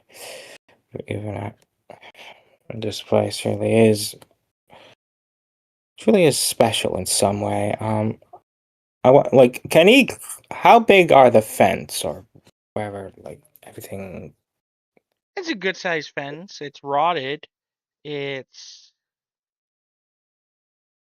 basically destroyed. You used bolt cutters to cut the chain on the gate that you walk through. Mhm. Can I climb it? You can climb it if you want to, but you could just walk through. Like from what he understands of like how like, understands of how like it works so far. It's like if he walks through the gate again, he'll likely be entering the Skinlands, and he's not the best of fighters. He does not know how exactly he's gonna handle that. Like, he's thinking, okay, I could either climb and see if I can get into it physically, or I can walk simply walk through the gate and just have to deal with whatever that spirit thing is. Uh, okay, I suppose I'll go through the gate again and then just head to the thing. Okay, so you step through the gate, you wait for something, you look around, there's no ghosts. Okay, You look that's over, you see your car.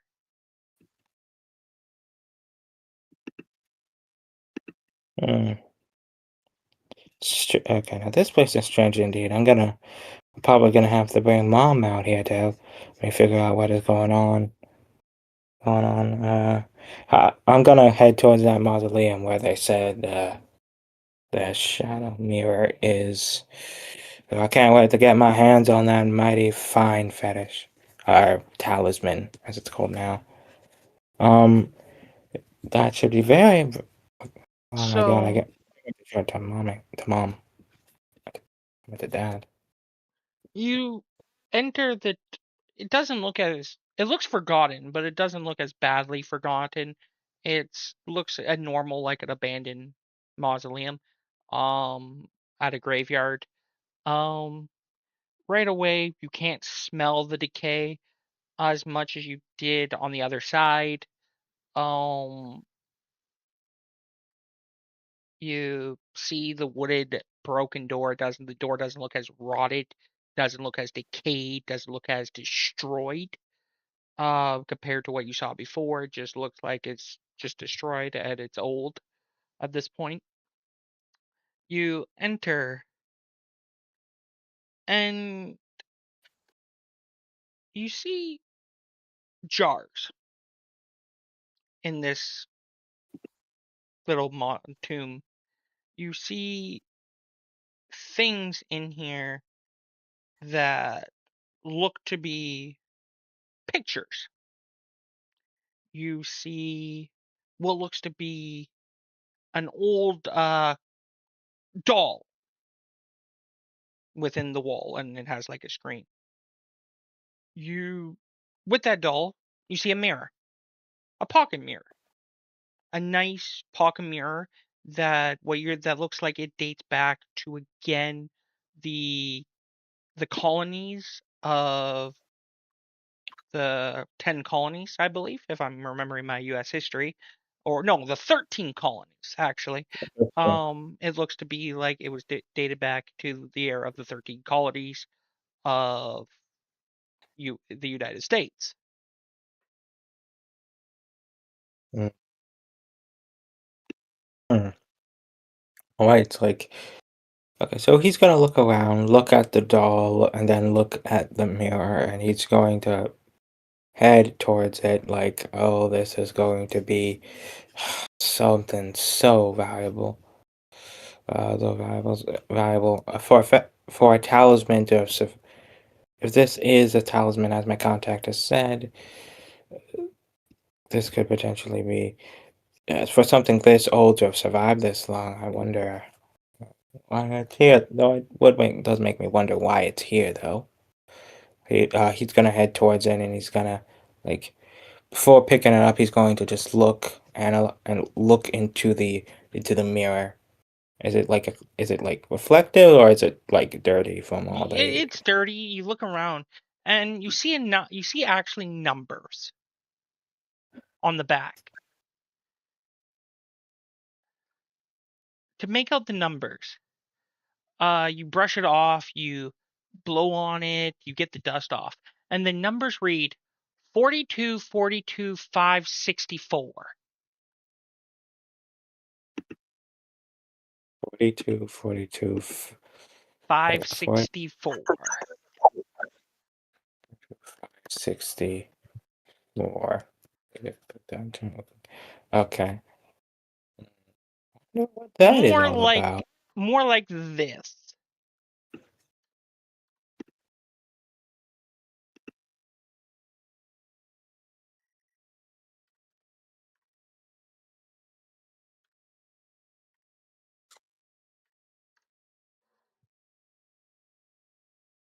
Okay.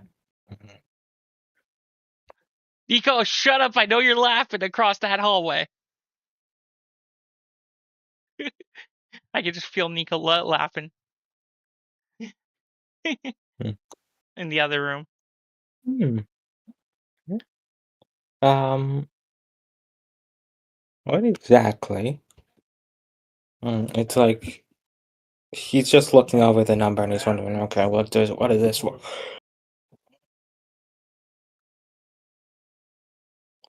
And he's wondering, okay, what? I wonder what this is. 42, 42, 564. Wonder what this is all about. Would I recognize the number or know anything? It could be coordinates, it could be longitude and latitude, it could be pretty much anything. It could be, it's not a birth date, maybe a locked box number, maybe it could be anything, but it's not a birth date. Maybe it's a combination.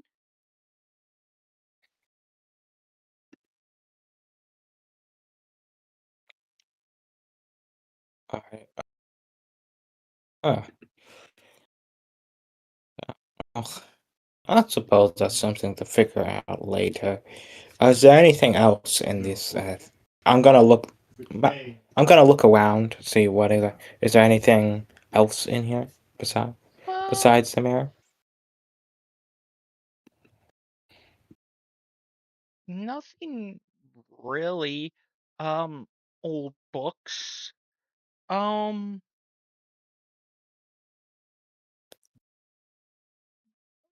but you feel as you approach here, you feel a cold presence. You do find basically you do find books, books like English books. You do find what looks to be several other books. You look through them. One of the books is blank. Yeah, one is a journal of probably whoever was buried here.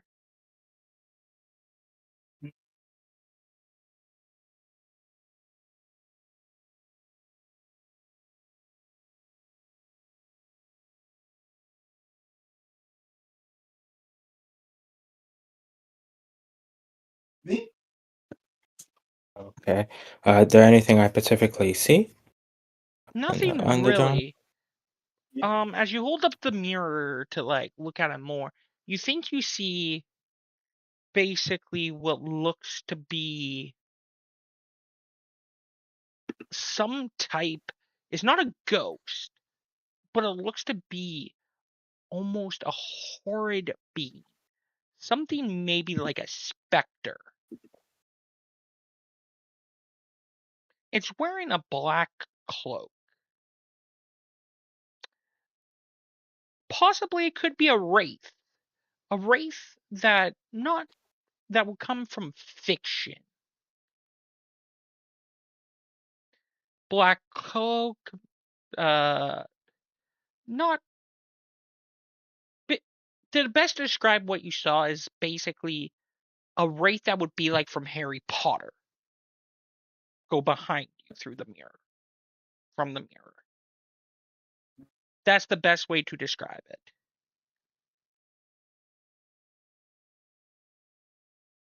Okay.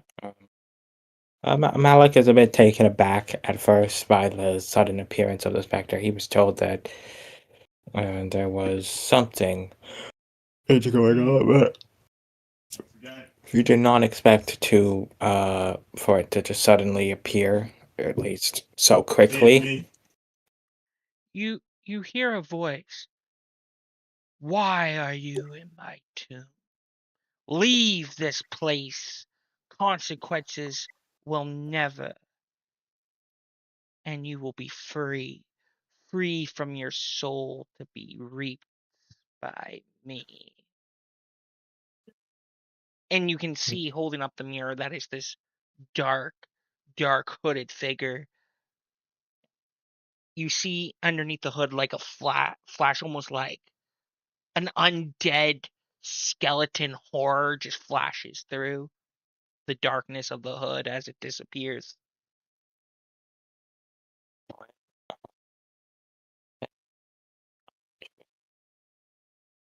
Well, I do not.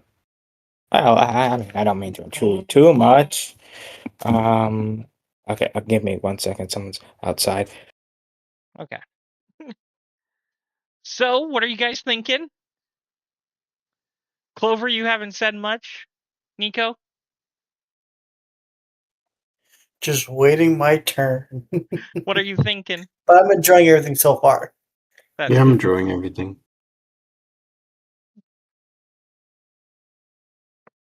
Don't worry, Clover, you're next in a little bit. Okay. What is this Nico secretly fucking laughing at Oh, everything? I think Nico knows the number because he's such a nerd. Why? Oh! Oh, Yeah. okay. I Then don't know what he's talking about, to be honest. Then I also know the number, but how Okay. is that related to? Like, I know what the code like refers to, like which anime, let's call it. It's Yeah. from. But how is that related to this game? That does make no sense. It's a mirror to see spirits. Okay, And I do know that. you're back? Yeah, I'm back. I had to yell at my brother for bothering Is me. this the mirror of death or something? Like what the fuck? It's a shadow. It's supposed to be a shadow mirror. It's okay. So it like it shows the presence of any spirit. A Garu in Hamid form will appear. Will seem Anyways, like back to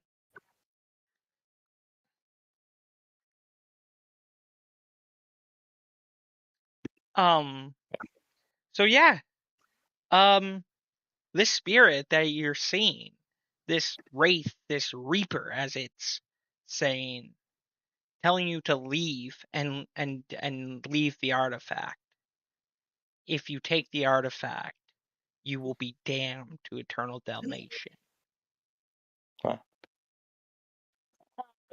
Damned.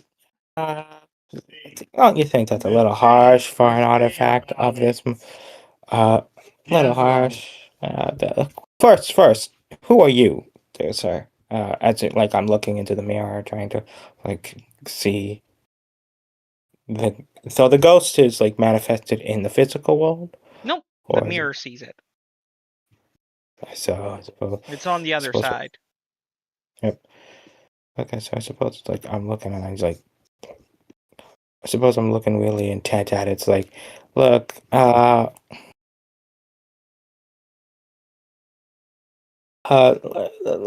understand. I assume this mirror is precious to you, sir. Who are you exactly? I am the owner of many things, collection of artifacts, and I keep watch over this tomb and those who disturb my superior's domain they wish to have. And then it just cuts. And then all you can hear is in your ear, your soul.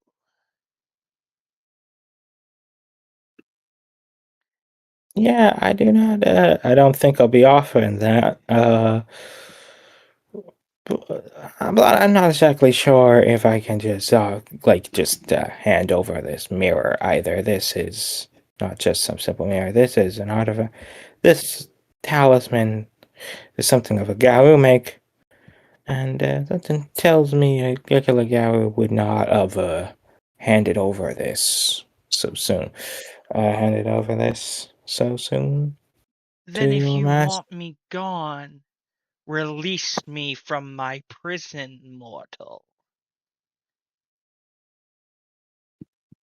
I am not that aware of how to do that sort of thing. It's simple. Uh, Shatter the mirror. I will give you a new one. It is not that easy to make this. It is easy to make this artifact. Shatter the mirror. Break the spell. Break the code. Get free me. But I'm not exactly so sure of that. Who exactly are you? Exactly in all this. who am I? Who am I? Ah, I've served many great powers, dealt in many great spirits, seen time.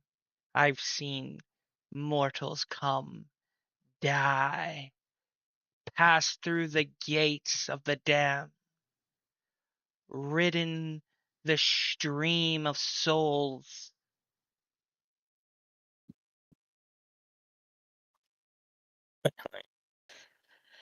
That sounds interesting. But something, but I would promote. You know what? But something tells me I can't exactly just let you out. Like, how's the door? How's the door? The door's perfectly fine. He's not blocking the door. You're seeing him through the mirror. He is on the other side. I would say Roll me a cult. pure occult. Pure cult. Pure cult and intelligence, actually. Intelligence and occult. 4 successes. From what you understand for this artifact, on how it's working, I could see you see spirits, see ghosts, see stuff that is true formed. What you're looking at is probably you would know them yeah, you would actually know them as spirits. You're probably looking at a death spirit that's imprisoned in this artifact Imprisoned in and my gives it its power.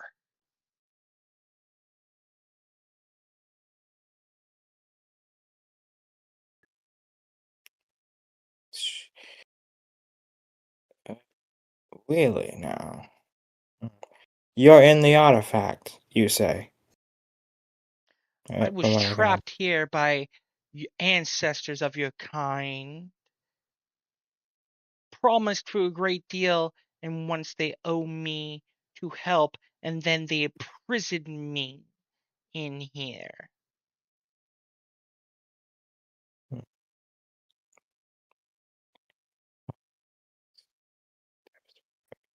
Okay.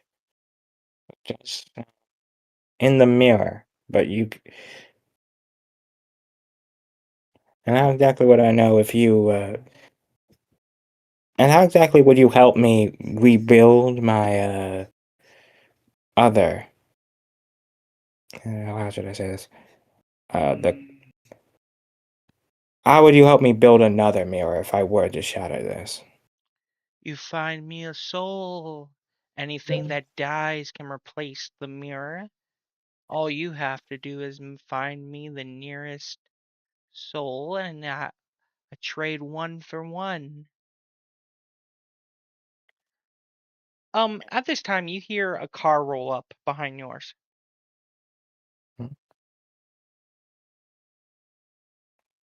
Okay, so first I'm going to like. I'm going to. When I hear that, I'm going to peek outside to hear to see the what is it? You see a nice SUV. About four guys get out, driver, passenger, and 2 guys in the back. They're wearing nice suits, and you hear, damn, you hear, my God, our lieutenant wants us to be in this graveyard? Seriously? We checked every other graveyard at night. Easy there, Tony. You know, we do what the boss says. Yeah, and the boss is also freaking not loony. Has a nice club, but like creeping around on a freaking mirror. Oh man. Hey, let's just get the job done. Easy snatch. We go get the mirror. Everything's done. They start walking towards you. Tick tock, little one. Your time is running out. Oh God, I muted myself for a second. Okay. Okay. It's like near soul. It's like there ain't any others. Okay, that certainly can be. You know, I'm more than willing to arrange this. But like not exactly not exactly right now. I would need to find a suitable spirit of a different kind Has to to be help. a spirit of death or someone that has died. It will not let you look on the other side unless it's a spirit of death. Do I know if what he's saying is true or like? It's as far as you know, with your 4 successes, he is a spirit of death that's allowing you to look past the umbra, things at his true form, cross the veil. So far, yeah.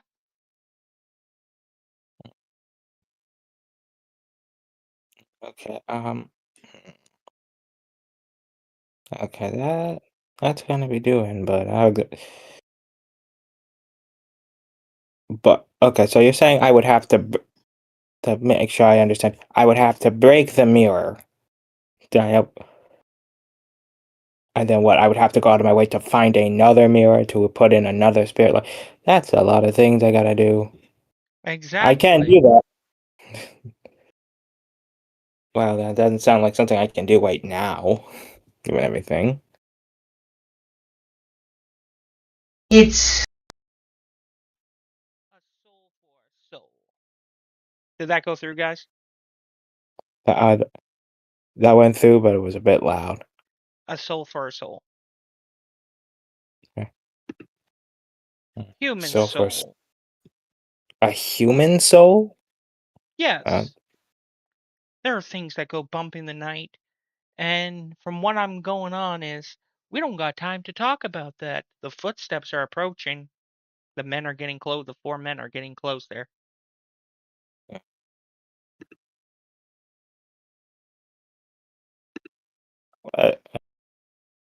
First, I want to I don't know, try and see if I can get out without them noticing me. No, currently no. There's only one door, and they're coming towards it. They don't know Okay. you're in there.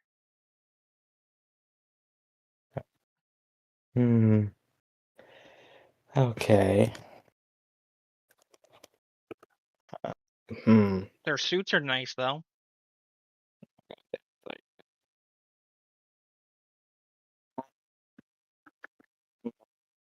Anything I can I don't know, in here that I could defend myself with in case anything gets, I don't know, violent. There's a few broken boards. There's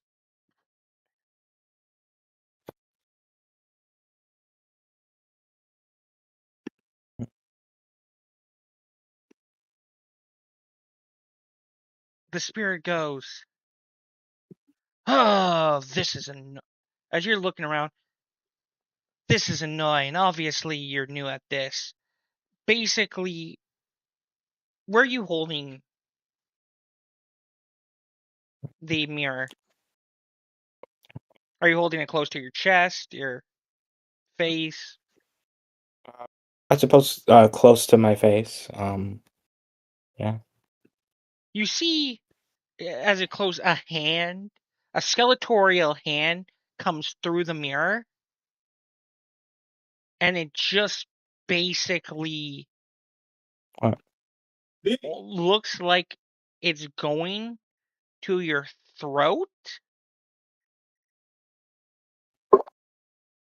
and you can see that the skeletorial hand has almost sharp claws, and it's going for your neck. As that you feel the claws come across your neck, something triggers in you. That fear, that fight as it's coming towards your neck, that flight or fight response triggers in hard. So, nowhere to go. A hand of what looks to be a spectral ghost hand that now has skeleton claws going for your neck. 4 guys, you are doomed. Again, that that flight or fight response of a human turns into that fight response. But that fight response becomes rage and a monster as you take the mirror with you and you basically charge the 4 guys, and all you hear is "Oh shit!" and them about to pull in the gun, but you bull rush through them, and you're about to run to the car, and you hear, "It has the mirror! It has the mirror! Shoot it!" And they start popping shots into you, but that just pisses you off even more. And as you go, you see them. Some of them are trying to get away. You grab one dude, blood, guts everywhere in this graveyard. You're tearing them to shreds. One guy, as you go to bring your claw down it and grab him by the foot, he basically takes out a knife, slashes at your hand, again, nothing to feel it really.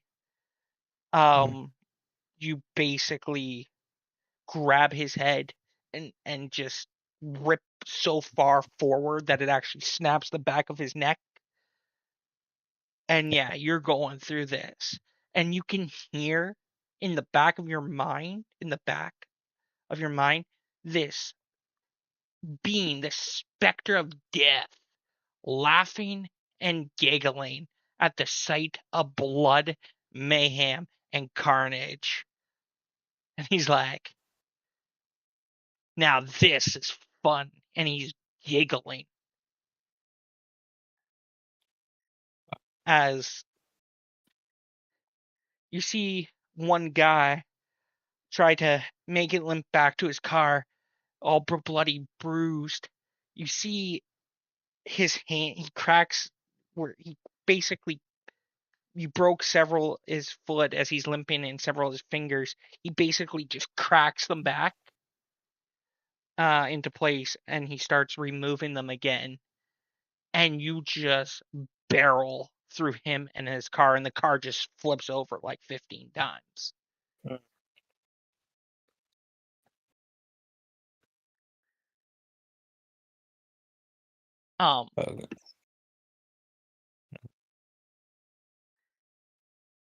You don't know, as you are huffing, you're puffing, you're growling, and that fear is starting to phone away. You hear, like, you can hear somebody's breathing and smell, and you hear someone dial up a phone and go, boss, pick up, yes, boss, as you basically rip through a tree, put your hand through a tree, and actually through them, and all you hear is Puh! And you basically pull back, and they come through the tree, and you get rid of them. As you make your way, you ignore your car. You make your way down. Otto, you have relaxed at this point. What you have done a couple miles away into your running, you hear this howling within the woods and people screaming in pain.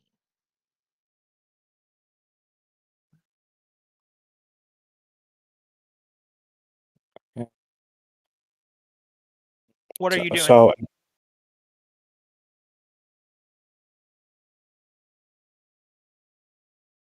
wait, me or Otto? Otto, you're frenzying the hell out. The fight or flight frenzy.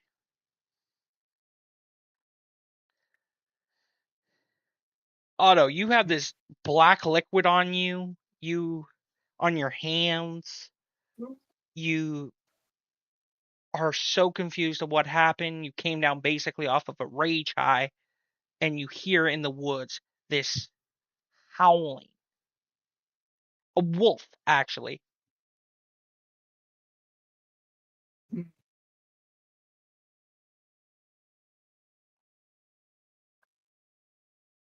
Otto? Did we You're lose muted. Death? Night? Death? Wait, oh. Yeah. What I'm are you here. doing? Like I'm just like left off like where I was, right? Yep, you're left off where you are. You calm down. You got this black ooze. You're in the middle of nowhere, and you hear this howling about probably several feet or feet away from you within the woods, and people are screaming. And you have this gross black blood. What are you doing, Anya? Like, except for like the appearance of the black blood, there's no like No clothing, no nothing. corrosive. It's not corrosive or anything like Nope, that, it's right? just black ooze.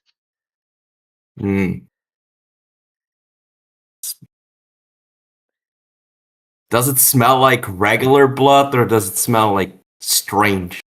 It smells strange.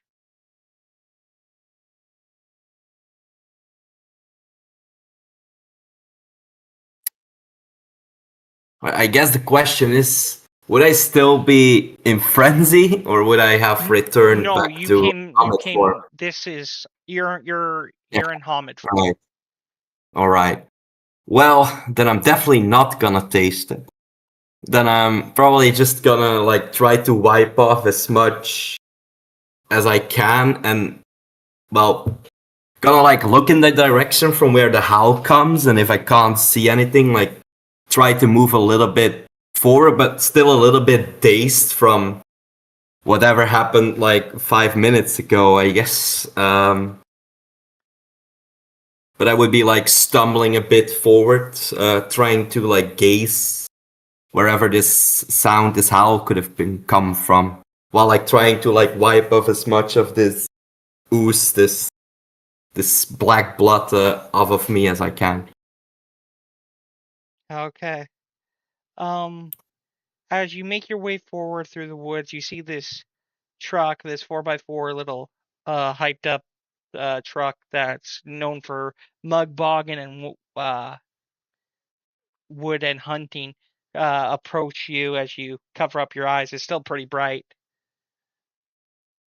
You see it's a 4-door truck. A guy gets out, looks at you, goes, you look like you had one of the night. Care for some, and you look like you're a guy that needs answers.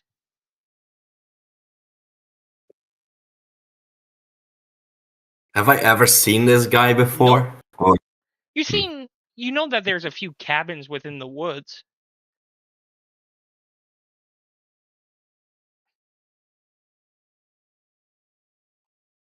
yeah, having a rough day. Well,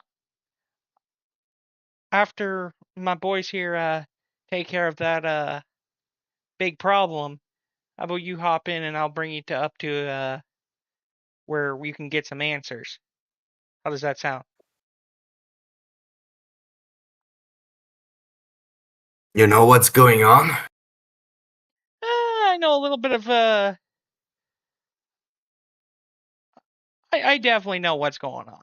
Let's just say I've been around the block, and me and my boys have definitely been around the block, and we can take you back to our house. Well, technically not our house, but like our a community house is best. My family. I'm not sure. Don't worry. We have it all under control. We will talk to them. You can see them. They're perfectly fine. You're also bringing them to your safe house?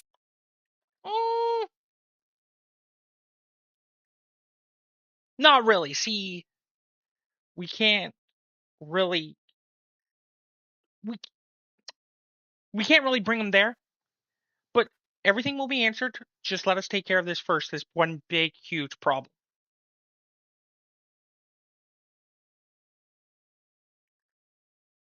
And Can I make an insight check to see whether I can trust this guy? yeah, go ahead. Would that be wits insight or intelligence insight? Wits and insight. They do, like, when I say big truck, it looks like they're hunters too.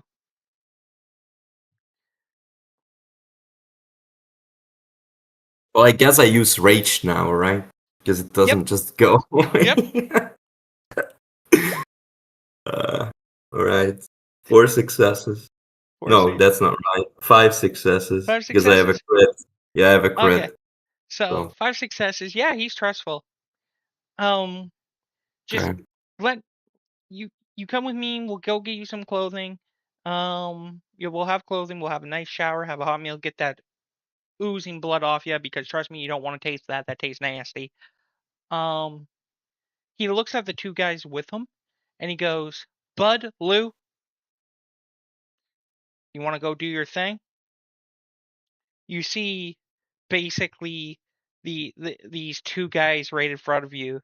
Bud and Lou basically both take off their shirts and basically start running. And what you can see is as they run into the woods, you could see almost they turn into, as they're running mid-run, 2 black, huge dire wolves. Fuck is this? Don't worry, Bud and Lou will definitely take care of that problem. You just here. You know what? I'll get you some pants, man. He opens up the back of his truck, throws you a pair of pants. Am I dreaming? Like, is this some sort of prank? If I say yes, you probably believe me, but I have to tell you no.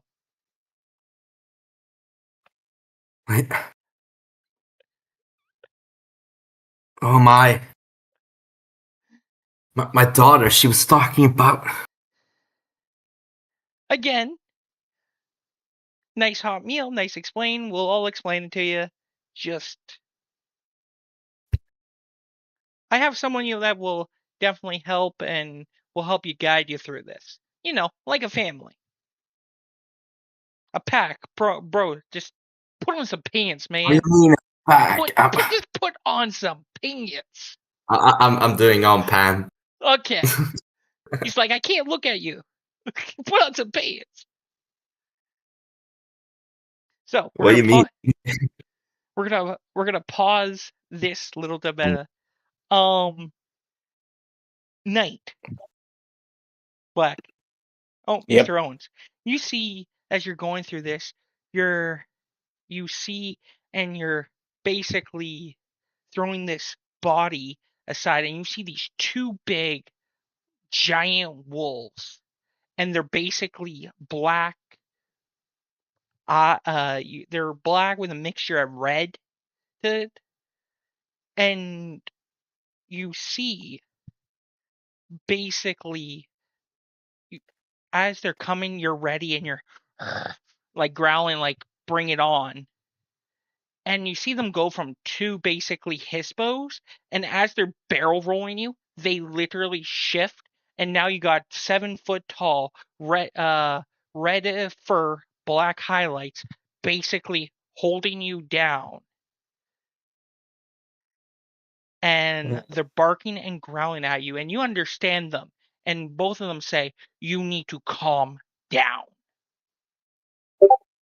Do I make some sort of willpower check or no? Go ahead. Because Okay, they speak Garu. just number of dice, 6. I can't. Did I succeed or no? Because what? Willpower success 2. Yeah, they're holding you down. You have nothing. You're fighting. As you fight, they actually give you a slug to the head once or twice as you try to bite them. But other than that, your willpower, you do calm down. And they basically shift as you shift. And what you see on that helps you up, Bud and Lou, and these dudes are like, we're talking they can play for the NFL linebackers, man. That's how huge they are. Yeah, I did not expect this to happen today. At least. Oh boy. Oh god, that was a bit painful. The first. I think I'm gonna need to talk with my mom if any of you two know her.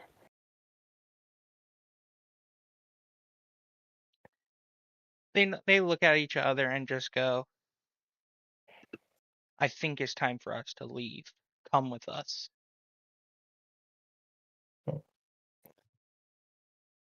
You two Garou? I'm assuming. It's like he's trying to get up. You see And on Bud's left shoulder and Lou's right, there are basically tattoos. They they are definitely red talons. They big boys. They big linebacker freaking red talons.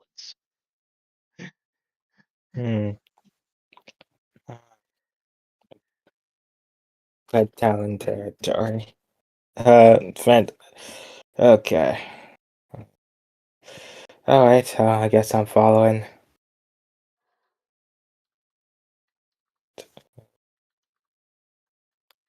Alright, okay, I guess I'm gonna follow you fellas. Okay.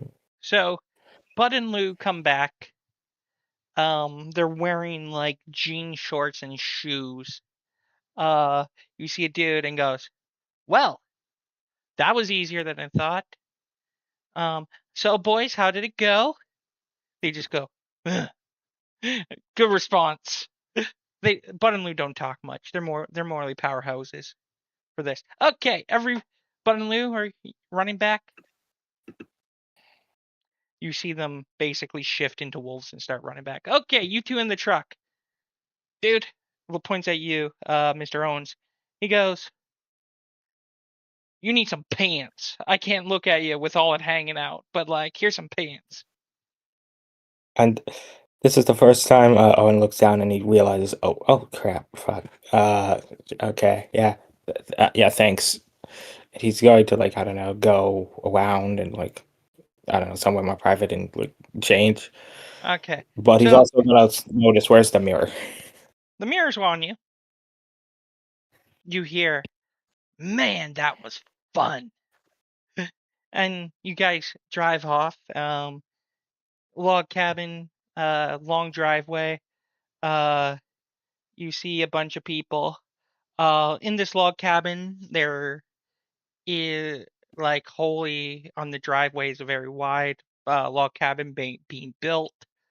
You see several cars. You see several skidoos. You see several boats.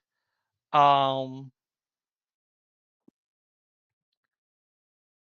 uh, this Bud and Lou seem to make it back a little bit after you. They swap back. Um, you see a dude wearing that greets you as Bud and Lou just smile. He goes, "Two new people, I say." The driver goes, "Yep, nothing." So, are the other two joining us? Uh, she's kind of busy. Uh, she's kind of made her way. There was a thing with the sheriff, apparently, made her way that way. And apparently one of her friends is supposed to come in that she helped out. But other than that, you know, it's not really, it's just us. And he goes, "Man," the guy goes, "you know how much I would be to love to be rich? I can afford all this stuff." He go, and right away, right away, Night, but Black Knight, you, um, realize that this is probably a beta. You're basically at a Wolfpack's home.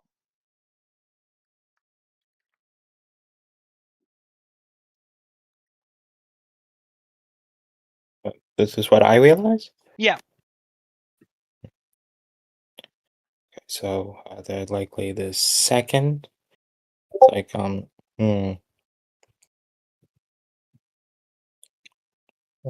I wonder if those two red talons are like native born wolves or something. Don't seem most talkative.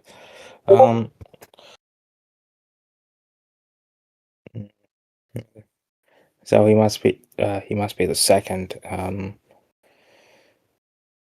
Who else is here out with me? Another gentleman, is with you. You never really met him before. You'd never really seen him. Death, you want to describe your character, what you look like? Sure.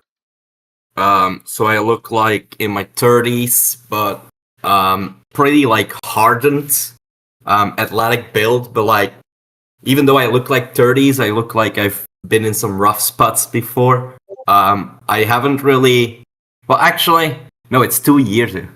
No, Yeah. actually, it would be a little bit better technically. Well, actually, I've just had my first change, so maybe not. But like, so like, I have like a tiny beard, but like not like completely. Like, it is taken care of at this point still. But like, pretty much like just your normal, everyday, like 30-year-olds, but definitely had some mental problems, most likely. Some issues at, the family home, not having slept enough, like past couple of weeks, stuff like that. And I'm like naked except for pants, apparently. So, so yeah.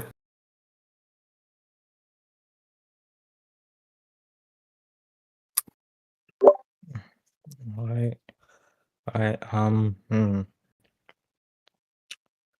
Okay, hello there. It like turns on. First time, first change as well? The fuck is that? It's the first chain. I guess. Yeah, I guess. Okay. Come from regular human society. The first time you become a werewolf, basically. Werewolf? What? That Yeah, cannot those are, be. yeah. Myths, legend, folklore. It's not true. Then what just happened tonight, my friend? I don't know what happened. There was some spidery things attacking my family on the wall. I don't know. I don't know what happened. Part of me Yeah. thinks I'm dreaming. Looks like you just got a case. The guy talks nice shoes. Looks like French tip shoes. Nice dress pants. And he lights up a cigarette and goes, "Looks like you got a taste of a good old corrupted mix between a spider spirit and a fomore." Every word you just said makes no sense. Like every word. Abomination, to sum it up. Abomination. There was definitely some abomination from some Lovecraftian horror book or something. Exactly. We'll Mm, go with that. Good thing you read books. Anyways, shall we some guys more. get you cleaned up, explained to, make sure you guys don't have a freak out again? Freak out again? Is this gonna happen again? Not if you can control your emotions. A I little bit mean, of rage here and there. Sometimes you gotta just punch someone. Sometimes you just gotta murder someone. He sounds like he's done this a couple times before.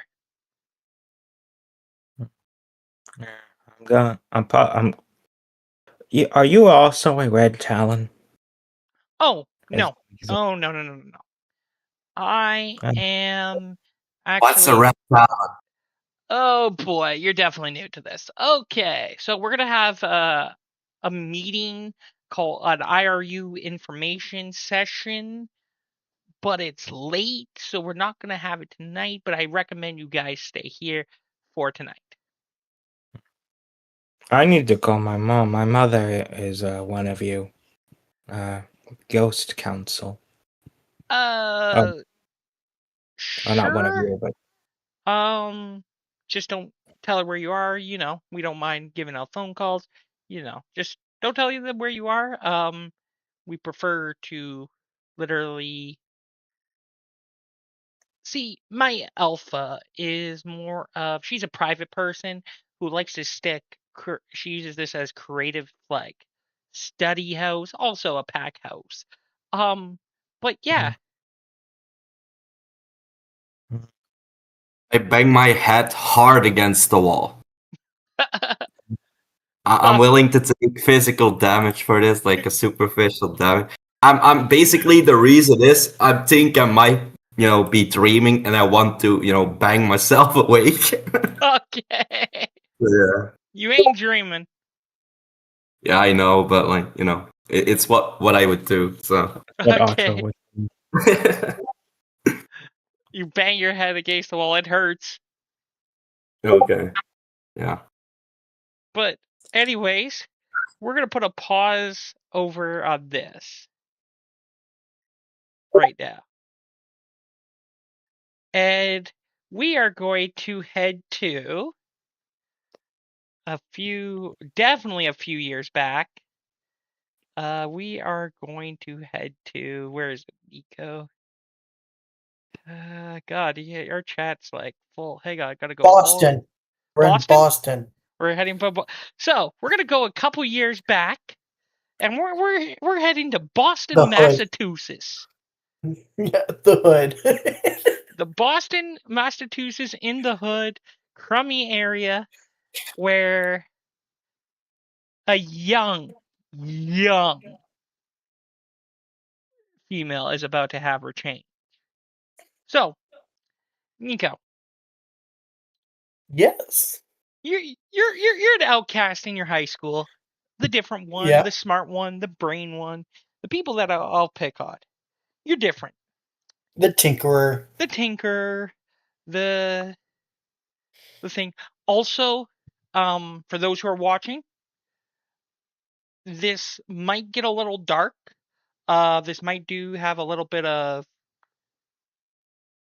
I would say bullying, and because of difference and how different somebody could be. So if that is not your thing, I apologize. But this might get a little bit dark and more hurtful, and some people might have some. But there was a warning at the beginning that this is an 18 plus game, and we do touch on some dark topics. As we at Otto's change, we did talk about some mental health and paranoia and schizophrenia and that. But just this is going to get into schoolyard bullying. Just warning those for audience that will be watching this, that if this is not your cup of tea right now, and this is your X card, I know I'm going to shoot myself, but I'm thanking you for watching if this is where that draws the line.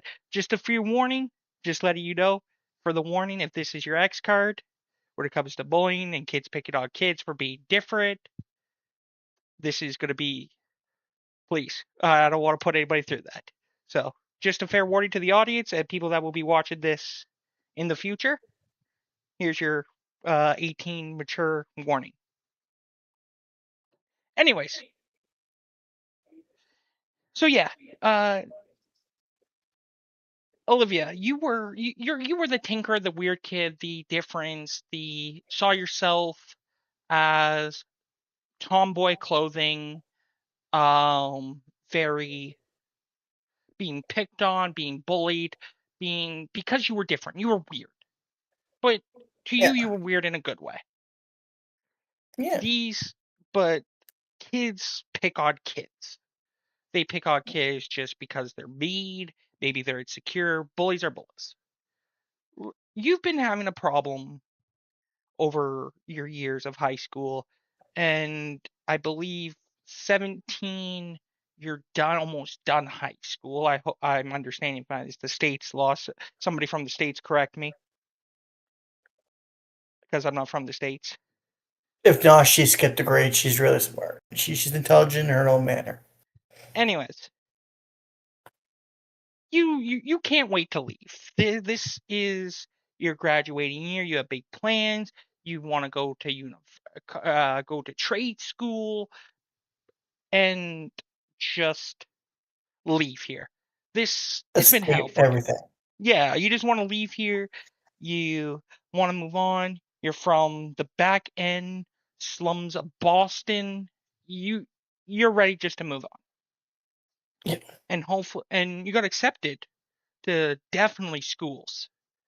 Like, you have several stuff in New York you could go to. You can go to Boston. You can go to MIT. You are smart. Mhm. But some people with that are also jealous. And you've been having problems with the local popular kids in school. They're about probably a year older than you by their birthday. They're in your grade.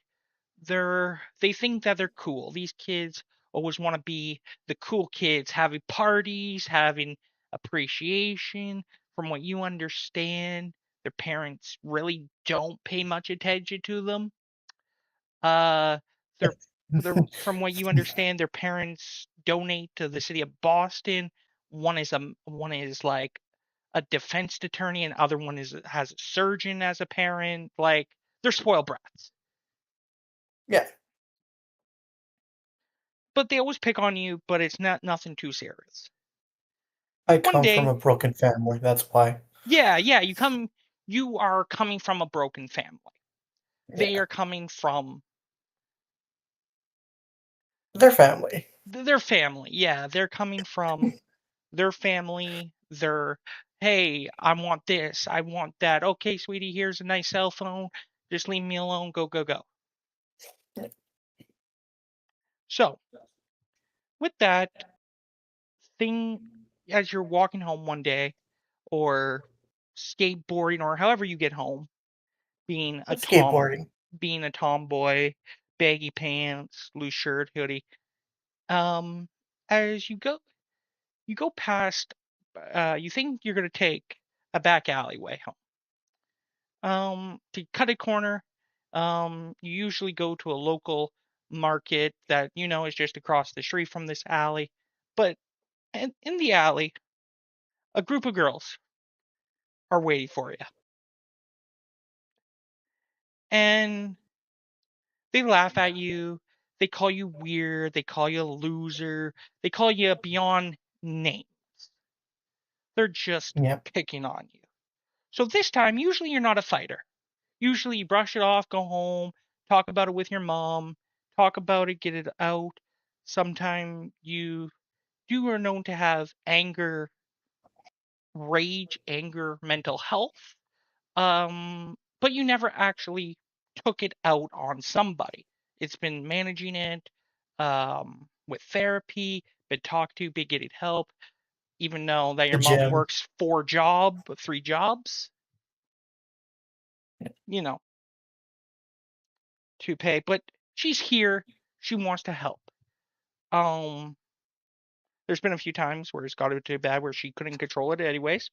But again, she knows she knows what you are, Okay. and that is a werewolf. But it's nothing been too serious to cause your first change. And she's definitely grateful for that. But today's the day where everything goes south. Today's the day that someone or someone's just pushed a little too far. So, with that, the kids are laughing at you, calling you weird. This group of cool girls, cool kids are laughing at you. They're picking on you, calling you the average names: weird, dork, loser. But somebody says something that you should never say to each other. And that basically says, nobody wants you around. And another word telling you to go do something. That pisses you off. Uh, yeah. Without thinking, punch her. That's where I was getting at. That pisses you off. It brings that rage management that you go to slug her. And you slug her good. You get on top of her. You're slugging her good, and to the point where you can see she probably broke her nose. Her friends pull you off. She gets on. She's holding you. They're basically to the point where they are beating you with their fists. One of them grabs their backpacks, hits you with it. It almost like you're going to die. But that anger that you've been trying to so control, and that temper with a few nights of punching some holes in the wall, turns into a giant 7-foot tall monster. And you cannot control yourself. And the rage just takes over. There is screaming. There is running down the alleyway. There is death. There is carnage. There is chaos. There is even somebody that drives by and looks at you and runs to go get help. There, overall, is just mayhem. With that, you go on through your first change. You relax. You get home. You're in blood. You're in sweat. You are shaking as you just took 3 people's lives out of anger, out of rage, out of hatred. You have no idea what has happened. You know you were angry, but you were never, never this angry to murder 3 people.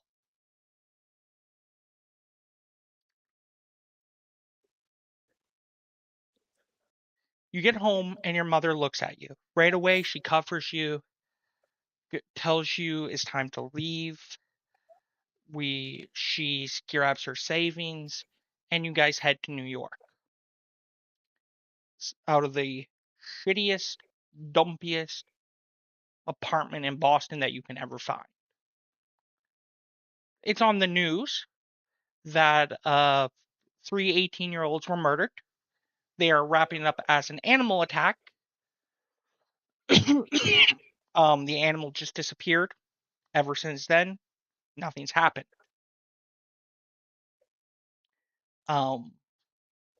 You do not go to the funerals. You do not do anything.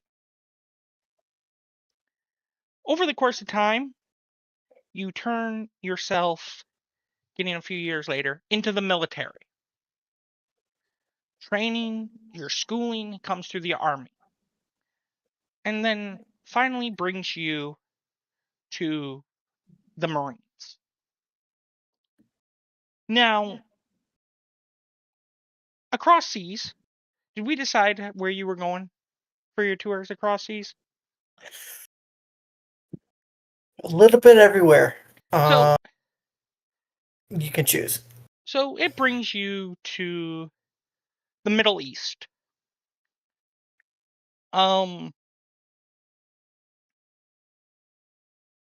It brings you to a Marine Middle East operation. The commander is leading the charge. You're almost done your contract. You hear your best friend, your general, who you've known for a while, you always trained under him, the general of the Marines, and his son is in your squad.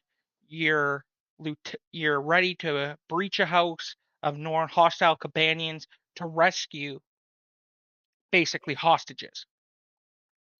But everything turns into an ambush. Gunfire, hostages are rescued, but it was a trap.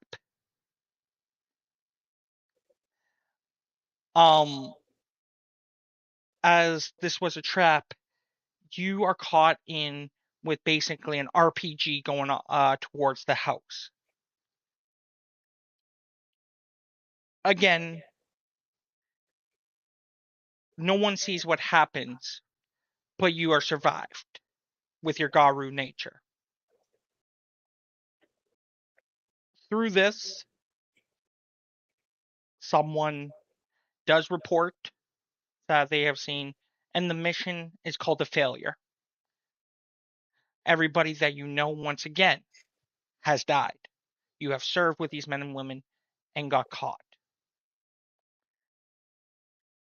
So, with this, they discharge you, an honorable discharge, give you a Medal of Honor, and for brave souls but this time, you head to these families' funeral. You fought, you died with these men and women.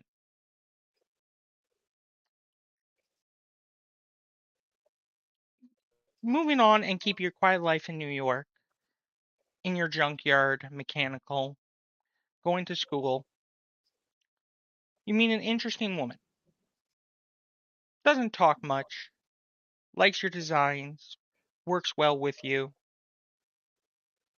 and tells you, come, basically a nice black SUV rolls up one day at the junkyard.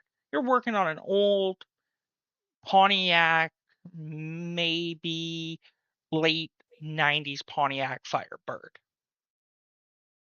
Peaceful, living your life, living away from the carnage, a retired military veteran, doing your thing, work, paying your bills, paying your mom's bills, just you're living your quiet life.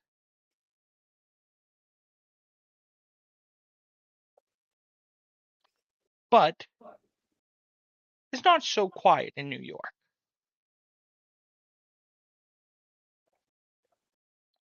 Because something's going on in New York. There's been a series of, we're going to skip a few years for everybody to know what's going on. So, the folks that had their first change had their training. You guys know what Garu is. We're going to skip into current timeline here a little bit.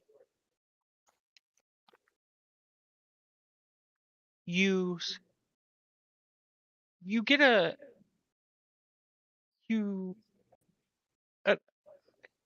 woman gets out of her car and takes off her glasses. She's wearing ripped jeans, almost rocker look, punk rock, gothic rock, and goes, Olivia, are you ready to come back and come to the world out of isolation?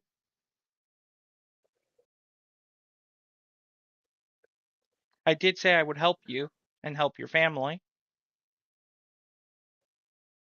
Now it's time for you to help me.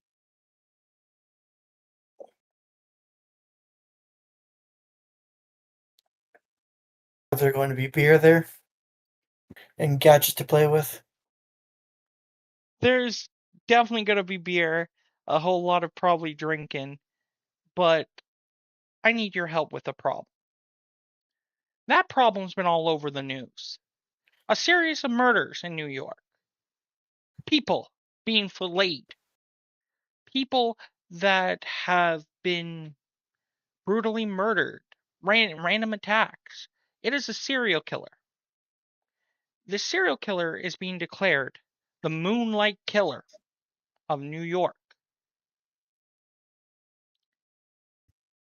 And is causing problems. And she goes, I'm putting a pack together. A pack to investigate this Moonlight Killer. Are you in? I did owe you one, so yeah, I'll be in. She smiles. It gets in the car with her driver opening the car. And ladies and gentlemen, that is where we're going to leave tonight's story. And next week, we are going to start Chapter 1, Red Moon.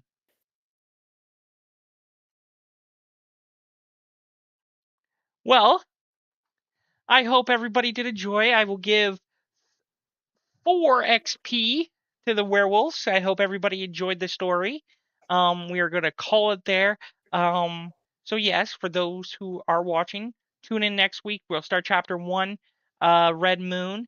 And yeah, the pack is going to get together and going to investigate a serial killer, a slasher that is killing people and skinning them alive. So we will definitely know who the woman is, figure out where to our pack is, and yeah. Also, Nico, this woman you've met in university too that deals with mechanics. Okay. Her name is Octavia. She was actually a All pretty. right. She came across as the rich, spoiled kid, but was actually broke the stereotype for you. Was actually pretty cool. I was probably rude at her at first. Let's be honest. And then it was basically, why did you hate me? And then you told her, and she goes, oh, yeah, I'm not like that anymore. I'm not like that. But anyways, thank you everybody for watching. Thank you to the new werewolf players. Hopefully you guys had fun in the first change in the story. Yeah. Yes, we had fun. I had fun. Yeah, That's great. But next we will definitely bring the pack together to deal with a serial slasher killer who is definitely causing problems for the police and is kind of laying under the radar as the werewolf community is trying to keep it under the radar. But the under the radar, it seems like things are coming to light and will be coming to light. I hope everybody was happy with their first change for what information they gave me. Mm-hmm. Yep. Yeah. Hope I made it interesting. But yeah, everybody gained 4 XP.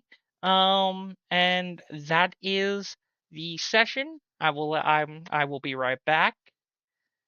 So thank you everybody for tuning in. I really appreciate it. Go ahead and follow, subscribe, like the thing. Werewolf every Friday. We are getting into chapter 1, Red Moon. I might change it to Under the Red Moon. But we're definitely going to get into a slasher story with our werewolves. These were the prologues. But yeah, every Friday, weekly, come by, come say hi. Don't forget, if you want to know I go live, hit that follow button. Everything helps, gifts, subs, whatever. But until next Friday, hopefully you guys will be around. But yeah, 8 o'clock every night, and Wednesday we are getting into campaign 2, Rise of the Scourge, first arc. So come enjoy that level 5 campaign. I know last week on Saturday I haven't had my midnight weekend fight night. Again, if you're tuning in, I do apologize. But please, this will be on the VOD via video on demand. Please, definitely, if you like Werewolf, come back for chapter 1 next week. I do again apologize if you're just tuning in right now. You can always definitely know when I go live. I do run D&D on Wednesdays. I want to start playing in some World of Warcraft. Marvel Mondays, I did not do this Monday, but we'll definitely get back into next week. Marvel Mondays, Marvel Rival Mondays. So if you like Marvel and just want to come and chill, even play on stream with me, that's fine. You know, definitely do that. But other than that, I am thankful for everybody to come out and watch. Again, I apologize if you're just tuning in right now, but definitely go ahead and grab that follow to know when I go live every Friday for some 5th edition Werewolf the Apocalypse. We did the prologue first change, and we are hitting up chapter 1, Red Moon. Once again, thank you for everybody. And there is, like I said, there is touch on the fact of bullying and hatred. Please, if that is not your thing, please feel free to skip it.